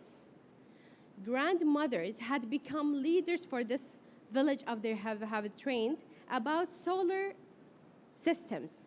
Later on, the irrigation, and they increase the agriculture productivity in the field increase because of the consistent irrigation and power to the plants.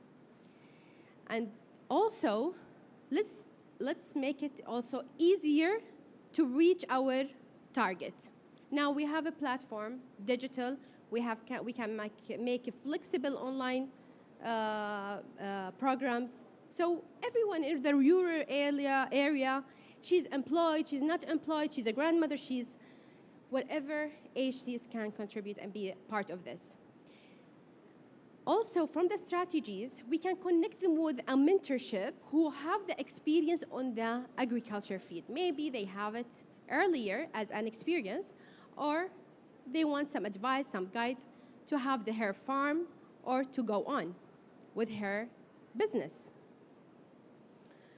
Of course, leadership programs, marketing programs, and entrepreneurship programs are very important for women to make it a great strategy for them.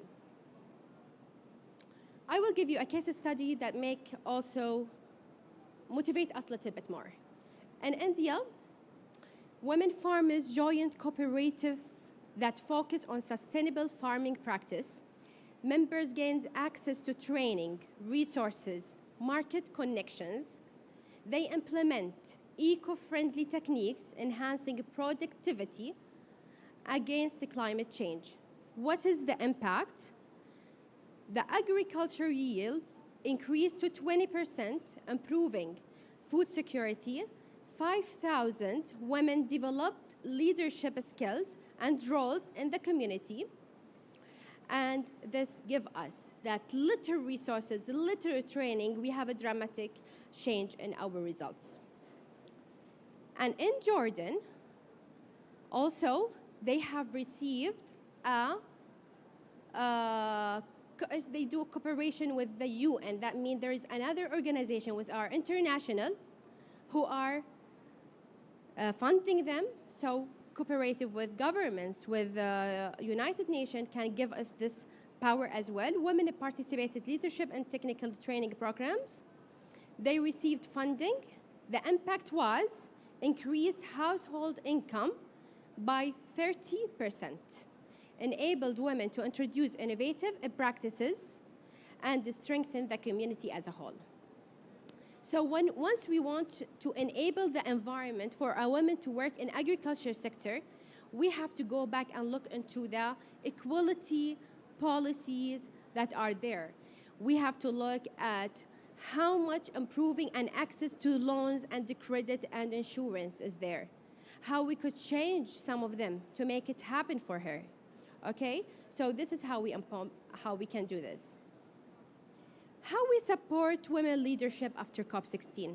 After COP16, we might have exclusive investment opportunities, support women education and training by materials, either digital or not, networking, mentorship, advocate for gender-sensitive policies, invest in digital solution for women farmers, encourage sustainable agriculture, and launch awareness campaigns. And anyone in the room have this experience, have this initiative, or model exist in their country, please feel free to go on, and we have a free conversation on the floor. And this will offer us valuable lessons either to replicate or scale up or invest. Thank you so much.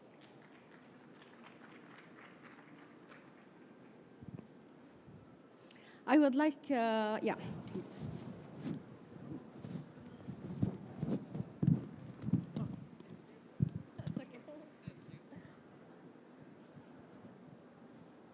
Thank you very much. I was just walking by chance here and I saw women empowerment, so I said, this is my place. Welcome. Thank you. My name is Hala Yusri, professor of rural sociology at the Desert Research Center in Egypt. I'm also a deputy head of Rural Women Committee at the National Council for Women. At the National Council for Women, we have a strategy. We are focusing on 4 pillars: economical empowerment, social empowerment, political empowerment, and social protection. Social protection, it's a new axe for a new pillar for the National Council for Women, and it was very useful during the COVID-19 and during crisis, you know. So I think we have to, you know, to track the 4 pillars with each other. I mean, we don't have to empower women economically without socially. We are taking in consideration violence against women, and especially the community violence, which segregate between men and women and make the barriers, the culture barriers that really prevent women from sharing all the economical activities that she thinks she can do. You know, it works for the self-esteem, it works for the networks, especially when we are marketing their crops. They need voice, or they make voice for the voiceless. This is throughout cooperatives. We have a new model of female cooperatives where we encourage women to get all together to raise their voices so they will be able to negotiate the prices, you know, and get the highest prices for themselves. There is a lot of things that for economical empowerment, we need also a social empowerment. And we never disregard the political empowerment, because as you mentioned, women in the position, in the leadership positions are very important to empower having women and cross-cutting issues in all the country's activities. And thanks God, alhamdulillah, we are achieving good results in all the 4 pillars, and we are continuing, you know, to help women, because we don't want any women to be left behind with no economical empowerment, social empowerment, and even sharing in political issues. Thank you so Thank much you for very sharing much. your experience in Egypt. Thank you. Yes, in Egypt. Thank you. Come in.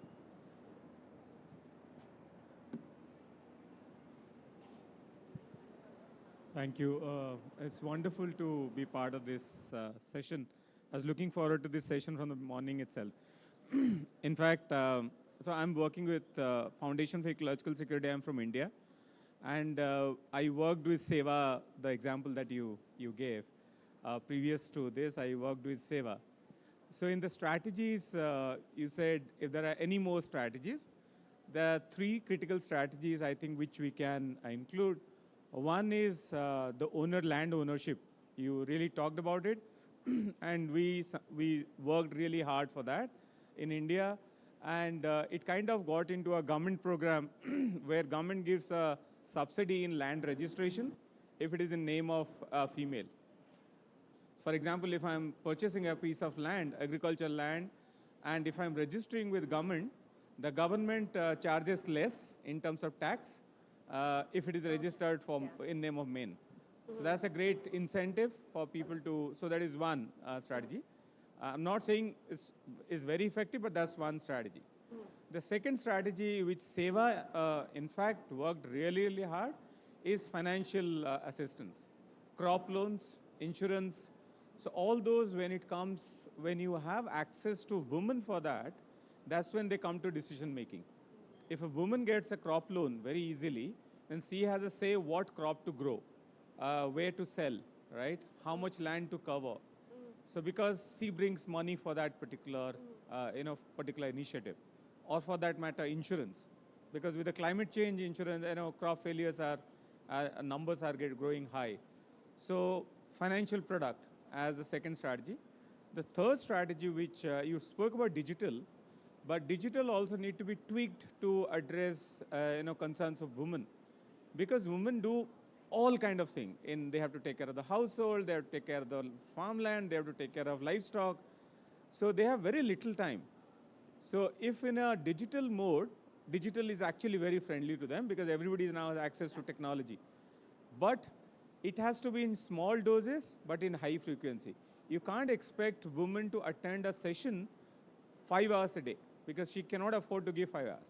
So you tell her that, okay, half an hour every day, but probably every day you spend half an hour. So you learn faster and then you adopt. Okay. So in small doses, but in higher frequencies, rather than in a long dose, but very little frequency. So these are the three strategies which we applied in India, which is making a significant kind of difference. Thank you so much for sharing your experience in India. Thank you. Anybody else want to share their experience? Yeah, hi. I'm so sorry that I came late because this probably is one of the best sessions that I'm going to come to this for 2 weeks, actually, seriously. My name is Susan Payne, and I just won the award for the Woman of the Year in Agriculture in Africa. I only say that, please take this the right way. I say that because I guess I'm a leader here, and I am very involved in African agriculture. I own farms, I manage farms, I have a business promoting women across Africa and all sorts of different businesses that are climate smart. But I say this because, honestly, and I think I use India as an example regularly as a country that knows what it's doing when it comes to agriculture. Actually, it's quite surprisingly to me, and take this the right way, doing all sorts of things that are far in advance of what many countries are doing. Africa is way behind, way behind. And when it comes to putting women into leadership positions, I find that what I do is I promote women constantly. And if I wasn't here doing it, they would not get promoted. So with the best will in the world, and I love seeing all the men that are here because I really think it's important that men are alongside us, I spend all of my time making sure the women that work for me are sitting at the table. And I'm telling you now, I have battled so many men to get them at the table. And if women do not help women, there is not a hope in hell this is going to advance. So as a cry to everybody in this session, and I know it's not the most enormous session, but I feel so strongly about this. We are still not even close to where we should be. Certainly in Africa we're not, and I have an office in the UAE as well. And I've got a stand here as well, so I'm pretty involved. But I just think that women are very, very undervalued and underprotected and basically under-recognized in this sector still. And unless I am really vocal about this and others like me are really vocal about this, like this gentleman here, we will never change this. So let's do it. Thank you all. First for the men who was in this session. Thank you so much all. And thank you for sharing your experience. It was positive. And we look forward after this session, we really look for action. This is the difference. Thank you.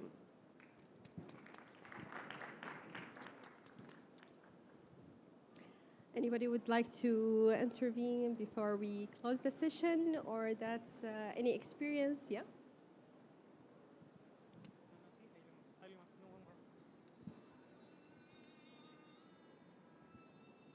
Thank you so much for your presentation. It was very informative. And I miss half of it, but yeah, I get lost. I wish you had or present some figures.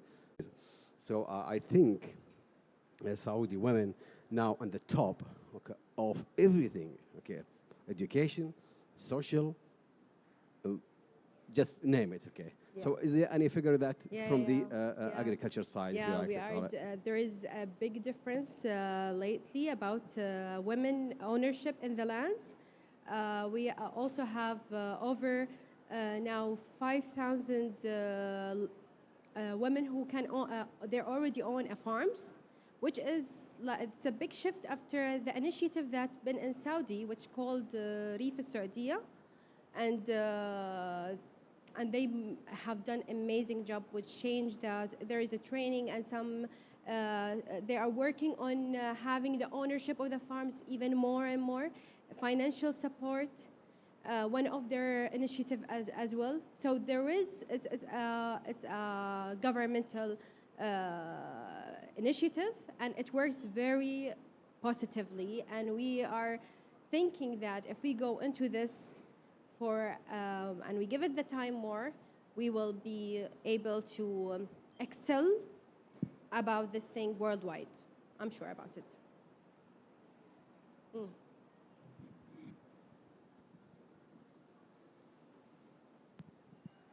I'll be brief again. Sorry. Here we go. That's I mean, basically, looking at the Saudi experience, Saudi is in such an enviable position to be at the forefront of so much right now in the world. And if I was involved with the Saudi government, I would take a woman that's a business builder, and I would put her in charge of developing farms, and I would basically have that woman hire women. I mean, my farms are all 75% women or more, but women will hire women, and I think that you could really do an interesting flagship model here where you promote women right now, and you probably all know this, less than 3% of funding in this country and in all countries goes to women in agriculture. It is a miserable, miserable position. So honestly, if you have a change up, then that's how I would change it up, and I would finance a woman who is actually bringing along a whole series of women in farming. We can take a small model, like a rural area where there is the grandmothers, we train them, and in the other side there is unemployed women as well. So grandmothers have the capability to train the unemployed women, so they get the income, and the retired women could feel the sense of achievement, and the unemployed, now she's employed and she have extra income, and everybody in this small model that what I'm talking about, supporting women support women, and they teach each other. Always the women, quickly she can influence others if she's successful. Why? Because if you see like a lady, let's say she have a market for fruits and vegetables, and she starts seeing her vegetables and fruits spoiled. So she immediately think, what can I do? I'm losing money, it's more waste I have here over the counter, I'm losing the whole thing. So immediately she went to her grandmother, and grandmother, let's do something about this fruit. I don't want to lose more to my market. So they do trials and trials and trials till they get, just a Moroccan lady, until she get dried food in the market, and she have a line. Then she teach all the others girls, and they open a big market of dried fruits and vegetables. So they influence each other quickly, and better results. Think bigger, though. I'd actually think really big. Like, I would go big. I would go technology, and I would go big. And the future of agriculture is technology. I'm an agri-tech specialist. And the bottom line is that with technology, you can change that up dramatically. And also, I have to say, I was always against affirmative action. My whole life, I was against it. I kept thinking, I'm going to do it because I'm really, you know, I'm okay. I can match anybody. And I went through most of my life like that. And that's idiocy, actually, because affirmative action, in fact, works. And it was shown to work when in California they changed the laws to make women get accepted onto boards. And when women started to get board seats in California and 40% of boards had to be female, I went, that made an impact. People actually are forced now to change the way that they do this. And it suddenly, a lot of boards had to hire women. And then the whole change happened. So I think that there has to be an element of affirmative action here. And I think technology is critical to do it. And incidentally, I have a technology that grows plant protein on sand. And you can hire hundreds and hundreds of women to do this.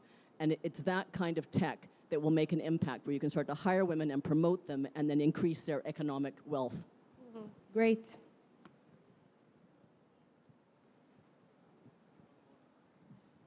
Hello. I'm an organic farmer, Nafa Tumbakti. Actually, I would like to mention it about the... Okay. Nafa Tumbakti, an organic farmer. And actually, I would like to talk about the one of the success Saudi women. I don't know if you heard about Zalikha Al-Ka'bi, which is growing 100,000 banana trees in Jizan. And she buying her house and starting this project. And the other success story for female, it's beekeepers, a female beekeepers project with the government, the Ministry of Agriculture. This is actually the show us how the government empowering the women in the agriculture business or agriculture practices. Great. Yeah, this is actually Wonderful. Zalikha. This is It was Jizan. amazing women, amazing women. She struggled to starting this is kind of agribusiness, and she succeeded. Even now, she growing blue banana. She growing blue banana in Jizan. Thank you so much for sharing her story. Anybody want to add it before we close? That's it, huh? Okay, the time is over, and I thank you all, and you're all welcome, and we look forward for your actions, and feel free to come back for any other strategies.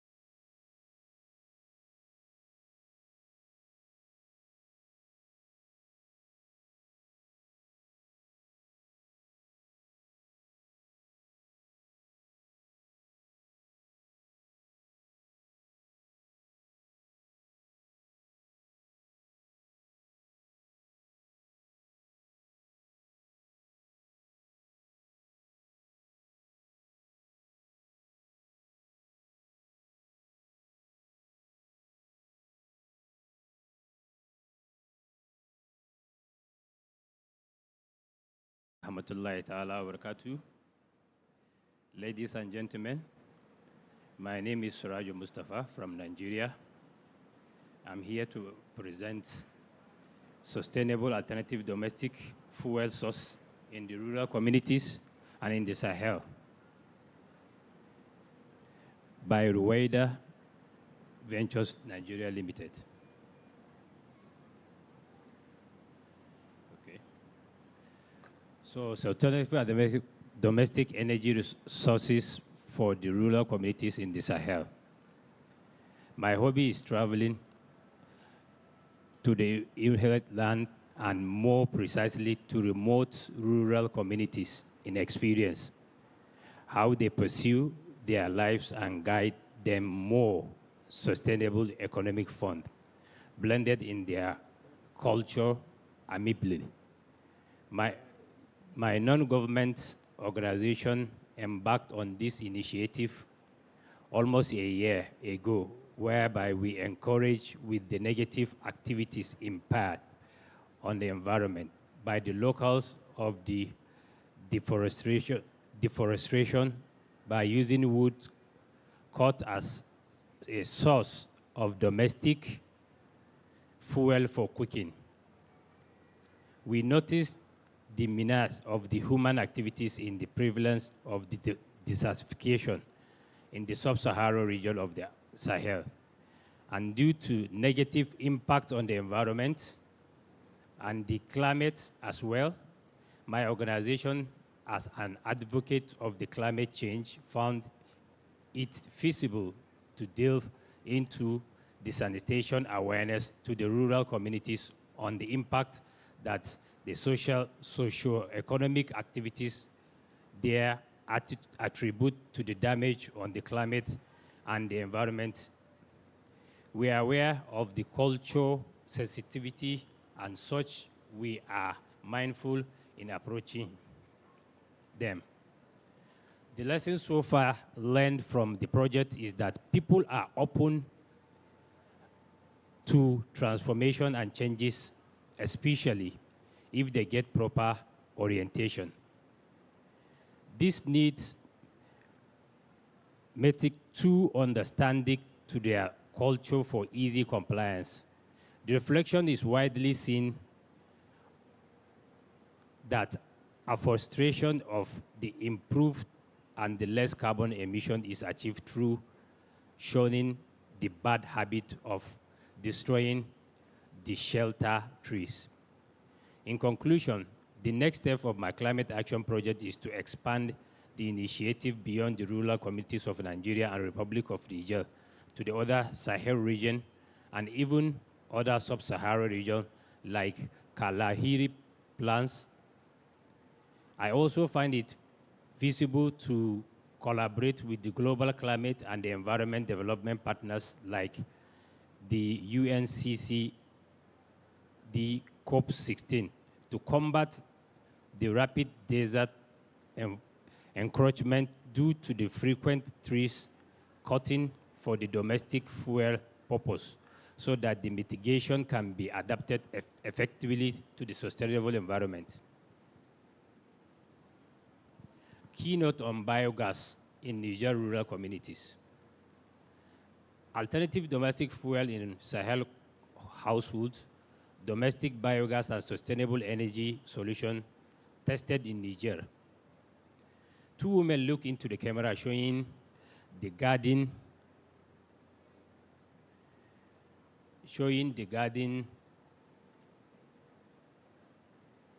in Niger. A girl hid behind a tree. Cats are running around the garden. In Niger, more than 90% of households use wood for fuel for cooking.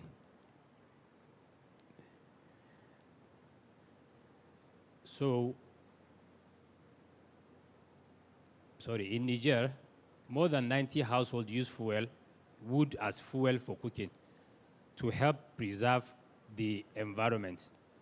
Enable is experimenting with the production of the domestic biogas with 10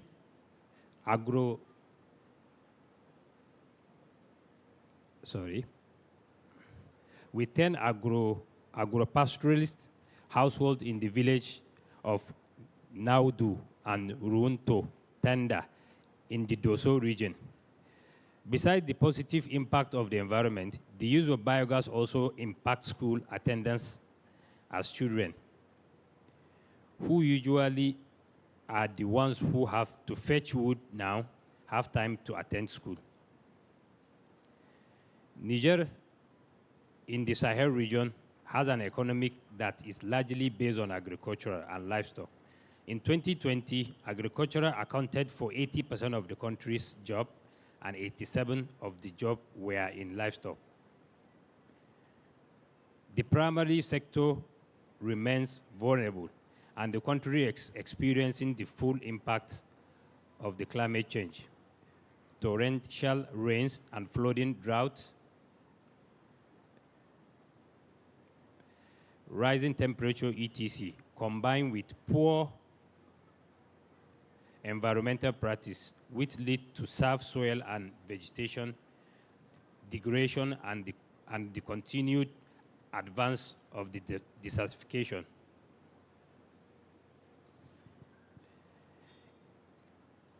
In Niger, the cutting of wood is cooking and domestic lighting remains a widespread practice indeed. Wood is the main source of energy for cooking and is used at national level by 93.6% of the household.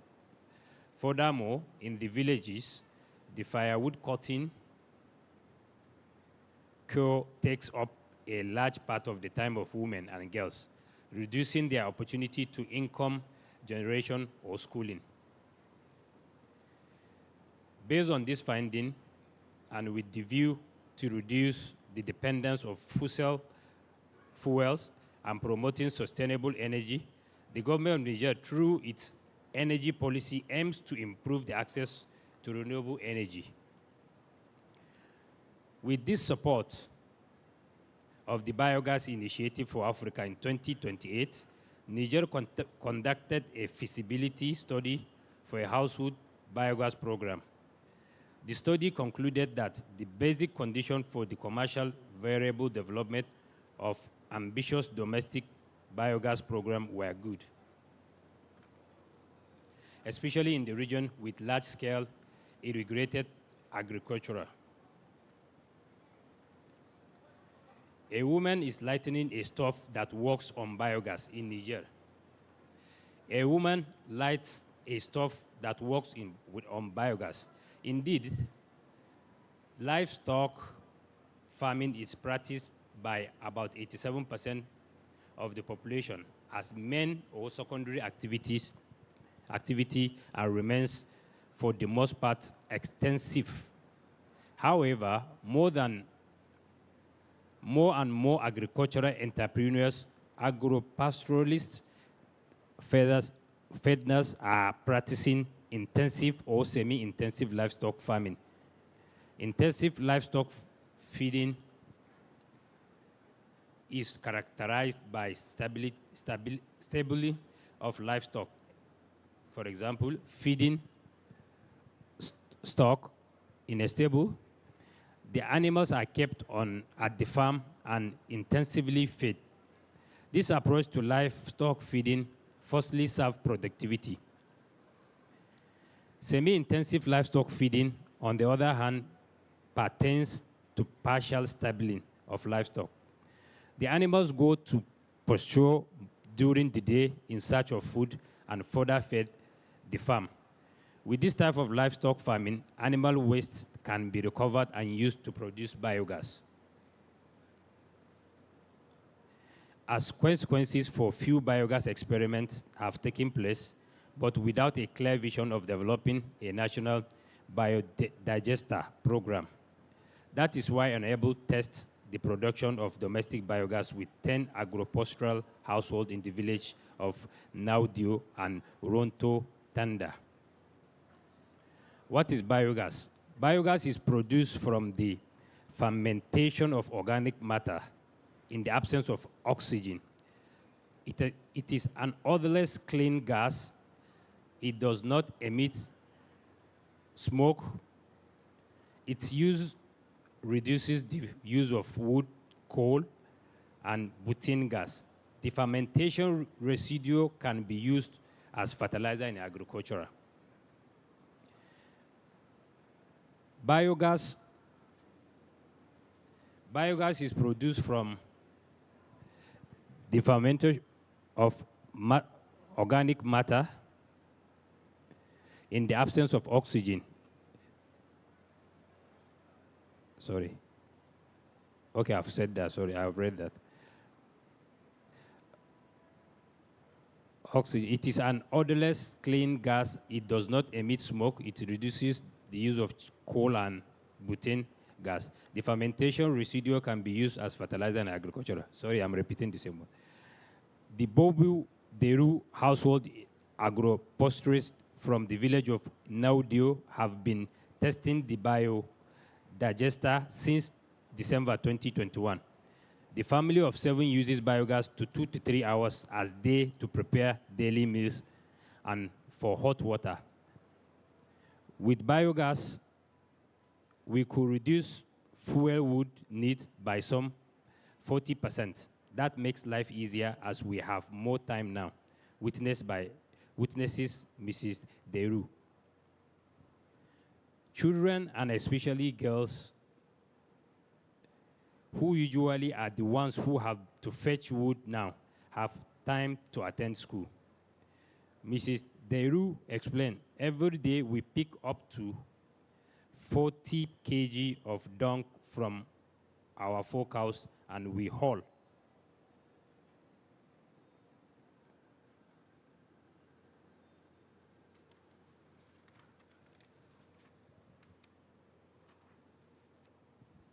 We haul water to run the biogas. Complete biodigester system, complete biodigester system. What is biodigester? A biodigester is underground tank for fermentation without the light or oxygen. Fresh animals' excrement is placed in the tank. Gas is produced through methanization. The gas is delivered to the kitchen to cook food. It can also be used for lighting. To build a 6M3 biodigester building materials, sand and gravel, rocks and rubble are needed and equipped stable with a minimum of 3 head of cows and water at disposal are required. 1 kg of cow during the good for producing 40 liters of biogas. Many challenges, one solution.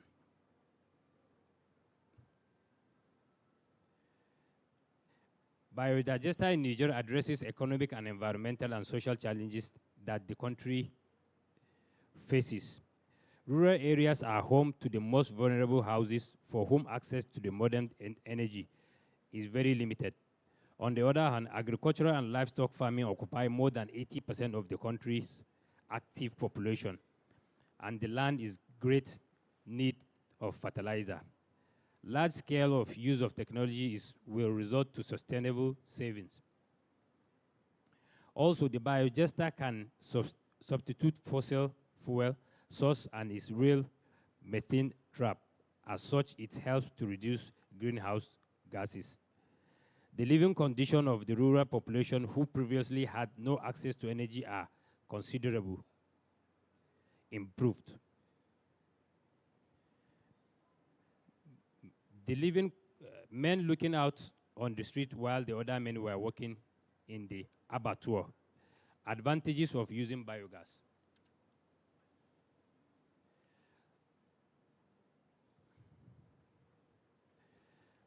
Socially, reduce workload, more time for the other activities. Economic, saving on fuel wood expenditure, job creation. Health, no smoke, reduce eye and respiratory disease, improve hygienic condition. Agricultural, increase soil fertility and production. Environmental, preservation of vegetation. To benefit, a biodigestor technology are clear and provide solution to household energy concern while enabling adaptation to the climate change and greenhouse gas reduction. According to the National Socioeconomic and Demographic Indication Evaluation Study, NESID, carried out by the National Institute of Statistics. Thank you.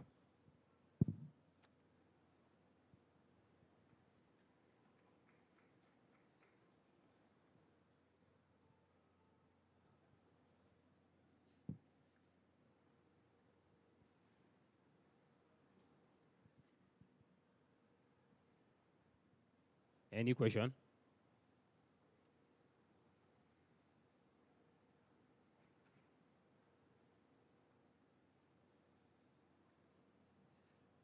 I should come back with the slide. You have any question?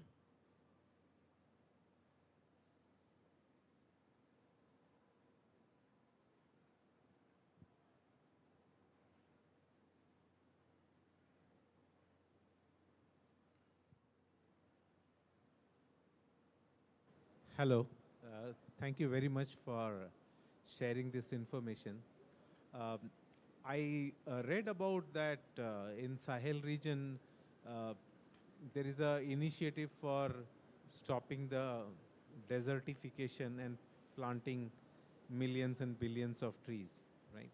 So would that be also providing a good amount of biomass for cooking? And secondly, do you use any sort of smoke-free cooking stoves in that region? Any inputs like that? Because in some countries they are using cooking this smoke-free stoves. So biomass, I don't like. What is the potential of biogas out there, or still you have to depend on the biomass-based cooking? Okay, please. Can you ask repeat the first question, please? I didn't get the first one. So, okay, I spoke about quite many things. So one is, I wanted to inquire whether in that region, given that you are using a lot of forest wood or wood for cooking, so do you use any concept of smoke-free cooking stoves? Is that popular there? And secondly, I inquired about the desertification initiative. I mean, stopping the desertification by planting a lot of trees out there. So any thoughts about availability of more firewood out of that? Okay, thank you. Yes, with this is the initiative we invented. We try to stop using of trees, charcoal and all these things because it leads to desertification. So we are using gas, cooking gas, 12.5 kg.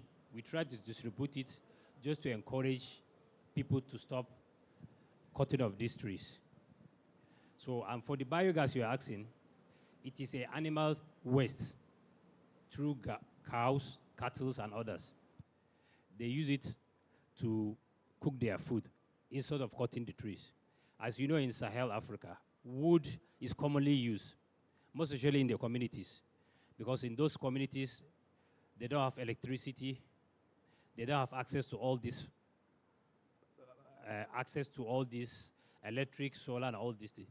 So we try to use gas, cooking gas, giving it to them. So far, we spend about 1,500 cooking gas, giving it out to make sure we encourage them from cutting of these trees. And for the biogas, it is just a waste animal usage that they used to take.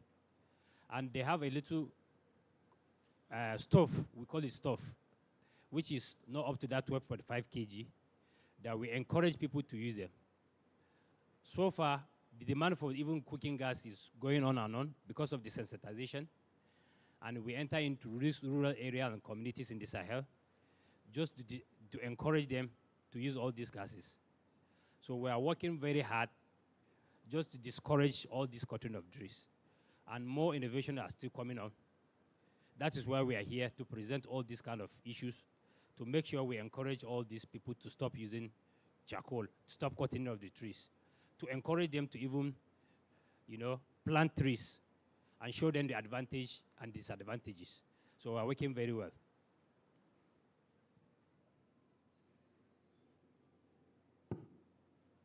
Any other question?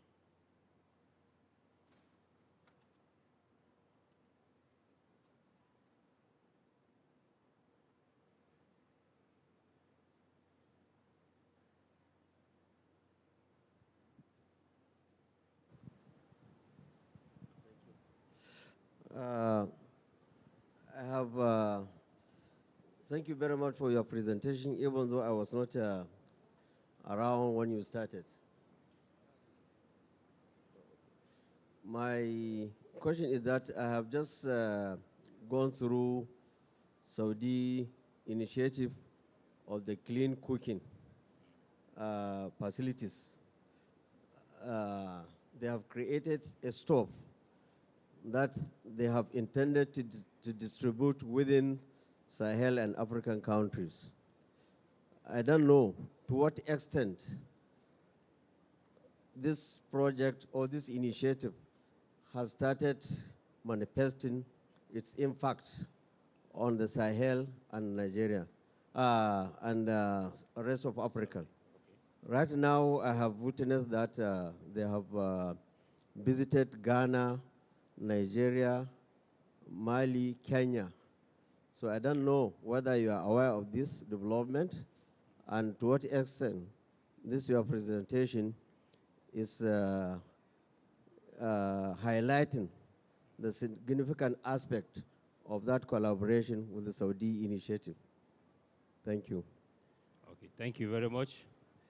For this Saudi Green Cooking Distribution Initiative, we are yet to, I'm just knowing it now, but after this program, I will go further to partner with them to see how we can collaborate and make this thing work to other Sahel countries, most especially starting from our country, Nigeria. As you are aware, in the northern part of Nigeria, these challenges is much for cutting of trees. So, but we are doing very well, very hard. We are working very hard to make sure we extend all these kind of initiatives to them. Thank you. And thank you for the information.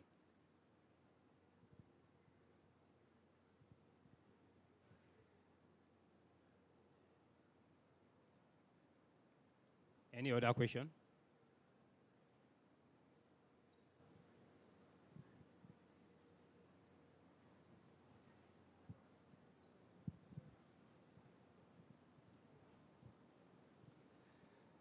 Hello, I am Guzman Eshefe Yusuf. I come from Ivory Coast, Côte d'Ivoire. So I know Niger, but I didn't know Niger biogas. But in Ivory Coast, you have more research that is used than biogas energy. So in Niger, can you what can I say? Sorry? Can you give me the more than research you use to make a biogas energy in your country? Sorry again because of it. Okay. Say again. Sorry because of your question. Can you speak louder, please? Okay. To tell in French, it is. I understand. That's I'm trying to pick the question one by one. Okay. Yeah. Donc je disais, je connais les biogaz. No. In English, sorry. Okay. So just speak one by one. Okay, sorry for my English. No, it's okay. It's okay. I can understand. Okay. I say in Ivory Coast, I know more resources that we use to make biogas energy. So in Niger, can you... With what do you do your own biogas? Is this the same thing that they use animal feed? With vegetal. Yes, biogas. Biogas, yes. Yes. With what? In Ivory Coast, we have the big biogas central in the region. Okay. That is use the tree of in English, what is the tree of palma. Okay. So Okay. in Niger, we use what? Okay, thank you. I got it. Let me take the question again. You say in Ivory Coast, you have biogas initiative that you use 3, right? What do Niger use and Nigeria? In Niger, that's what I read from the slide. They use animal waste for biogas, cow, cattle. They use it to cook. That's what they use there. Yes. So, and I would also like to know your own initiative in Ivory Coast. I'll go and research after this program again and see, so that we can compare the two and see which one is the best way. Because we are trying to adapt more green energy, more than this deforestation. So any initiative is highly welcome, and we'll take it off from there. Thank you.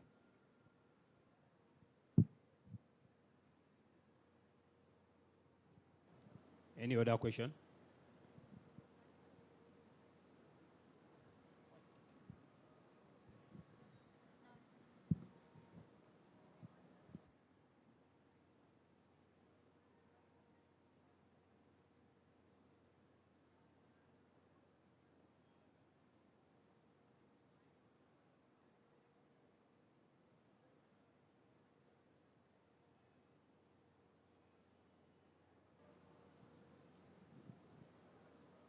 Okay. If there is not, I still want to go on with the slide with our challenges in Africa about this deforestation.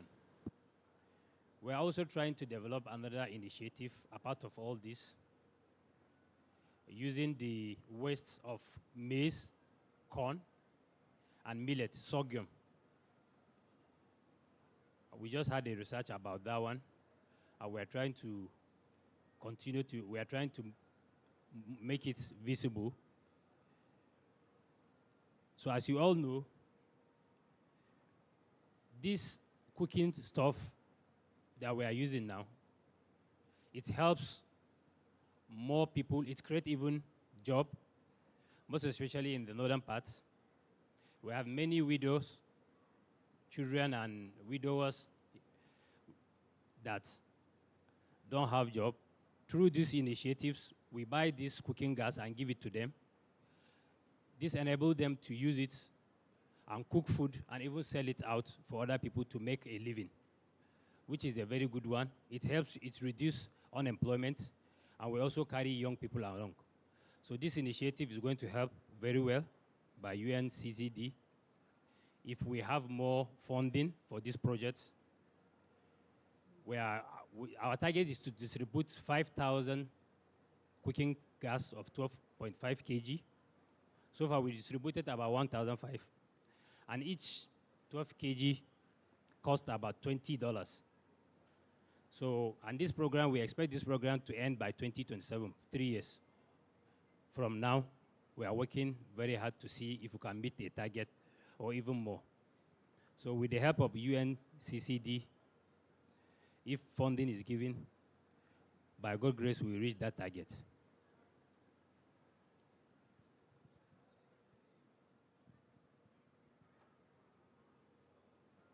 Any other question?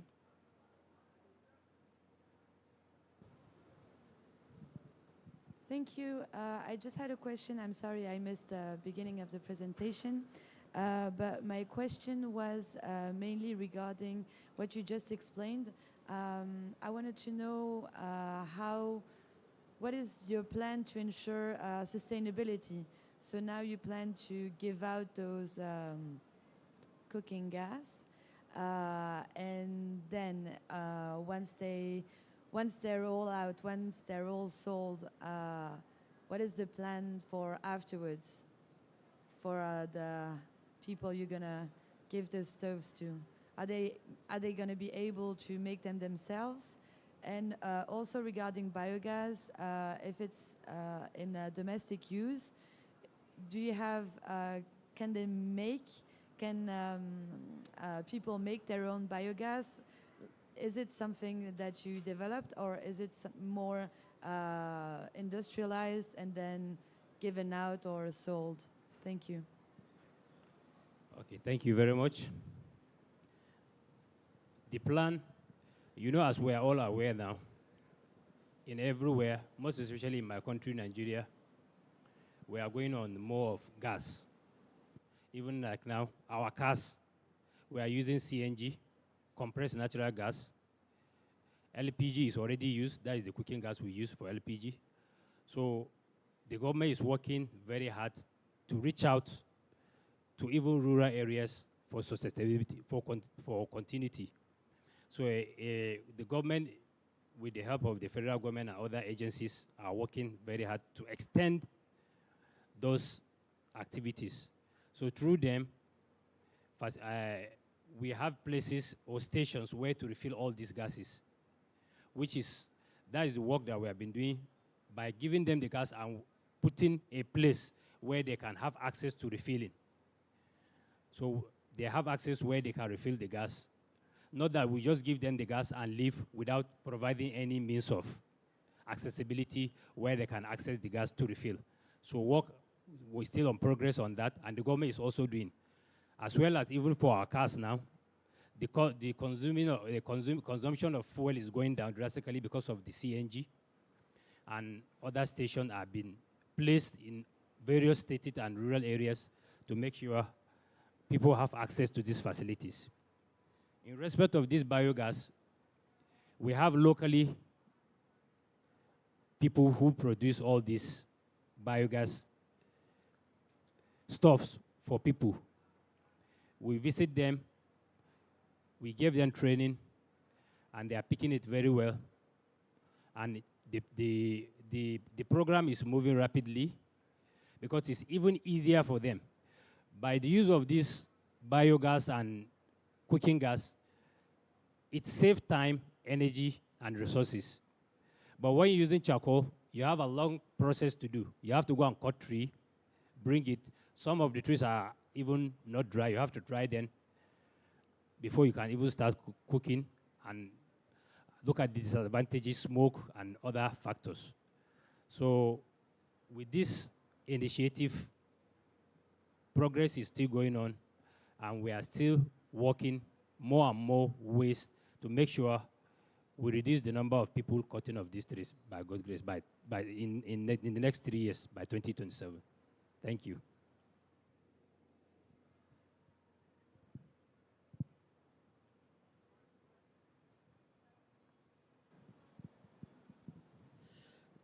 Sorry, earlier I didn't introduce my name.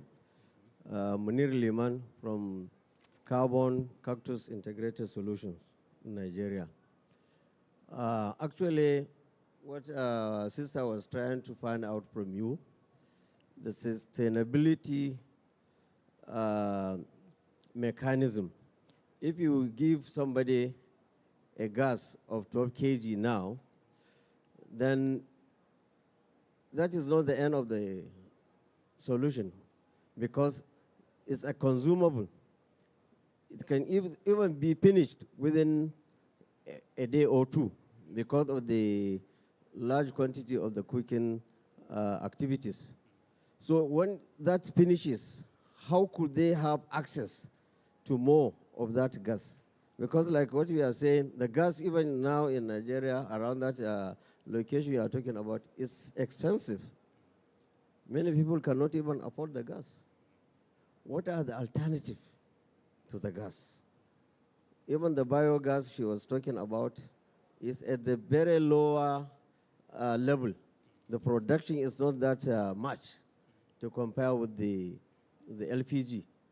The LPG is available, but it's expensive.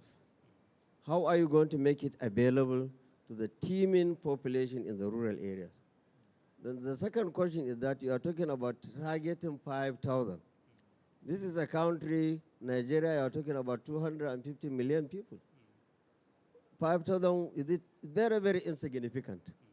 Why are you wasting all the energy just to feed or to benefit 5,000? Within which location? And how? Why can't you have a larger ambition so that you can extend the gesture to so many people that are expected to have this facilities. Thank you very much. Thank you, Mr. Manure. The sustainability you are saying about the LPG, you are from Nigeria, you know how government works. That's why we say in each state, or local government, there is a station of where they refill gas, which, this is very expensive. But with the help of UNCCD, more facility will be given more money to invest in all this sector. And while we are saying 5,000, in the rural area, it's a number. Because in some communities, you only find maybe no more than 100 people or so in those communities. Though that's why we say this program will last for almost 3 years or more. This is just a starting point. Because what we distribute is 1,005, and there is still demand. So it's going to be higher than 5,000, quite all right. But just a reasonable number to start with before we reach to highest number. And it depends on what you said, the sustainability of getting all these things. So if we are working with other agencies as well, even with the government, to make sure they station all these facilities in these areas. Even transporting the cooking gas to other places is still expensive based on the road and other things. So, but with the help of states, we extend to local government and rural areas. Thank you, sir.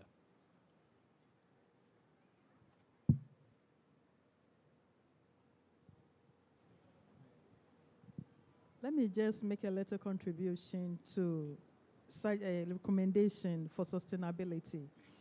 So my name is Betty Bua from Ghana. I'm the Regional STEM Coordinator for Ghana Education Service, Greater Accra. So what we are trying to do to help sustainability in terms of this biogas is to train the students, the young children.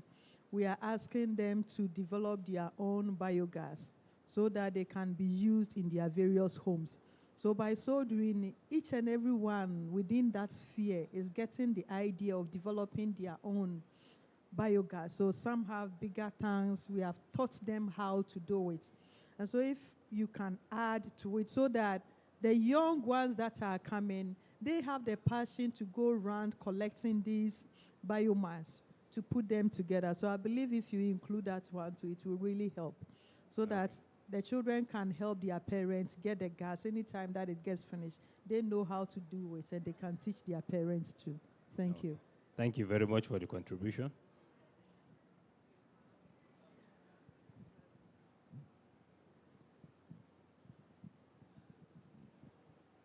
Any other question? Okay. In the absence of nothing, thank you very much for attending. Thank you. Have a great day.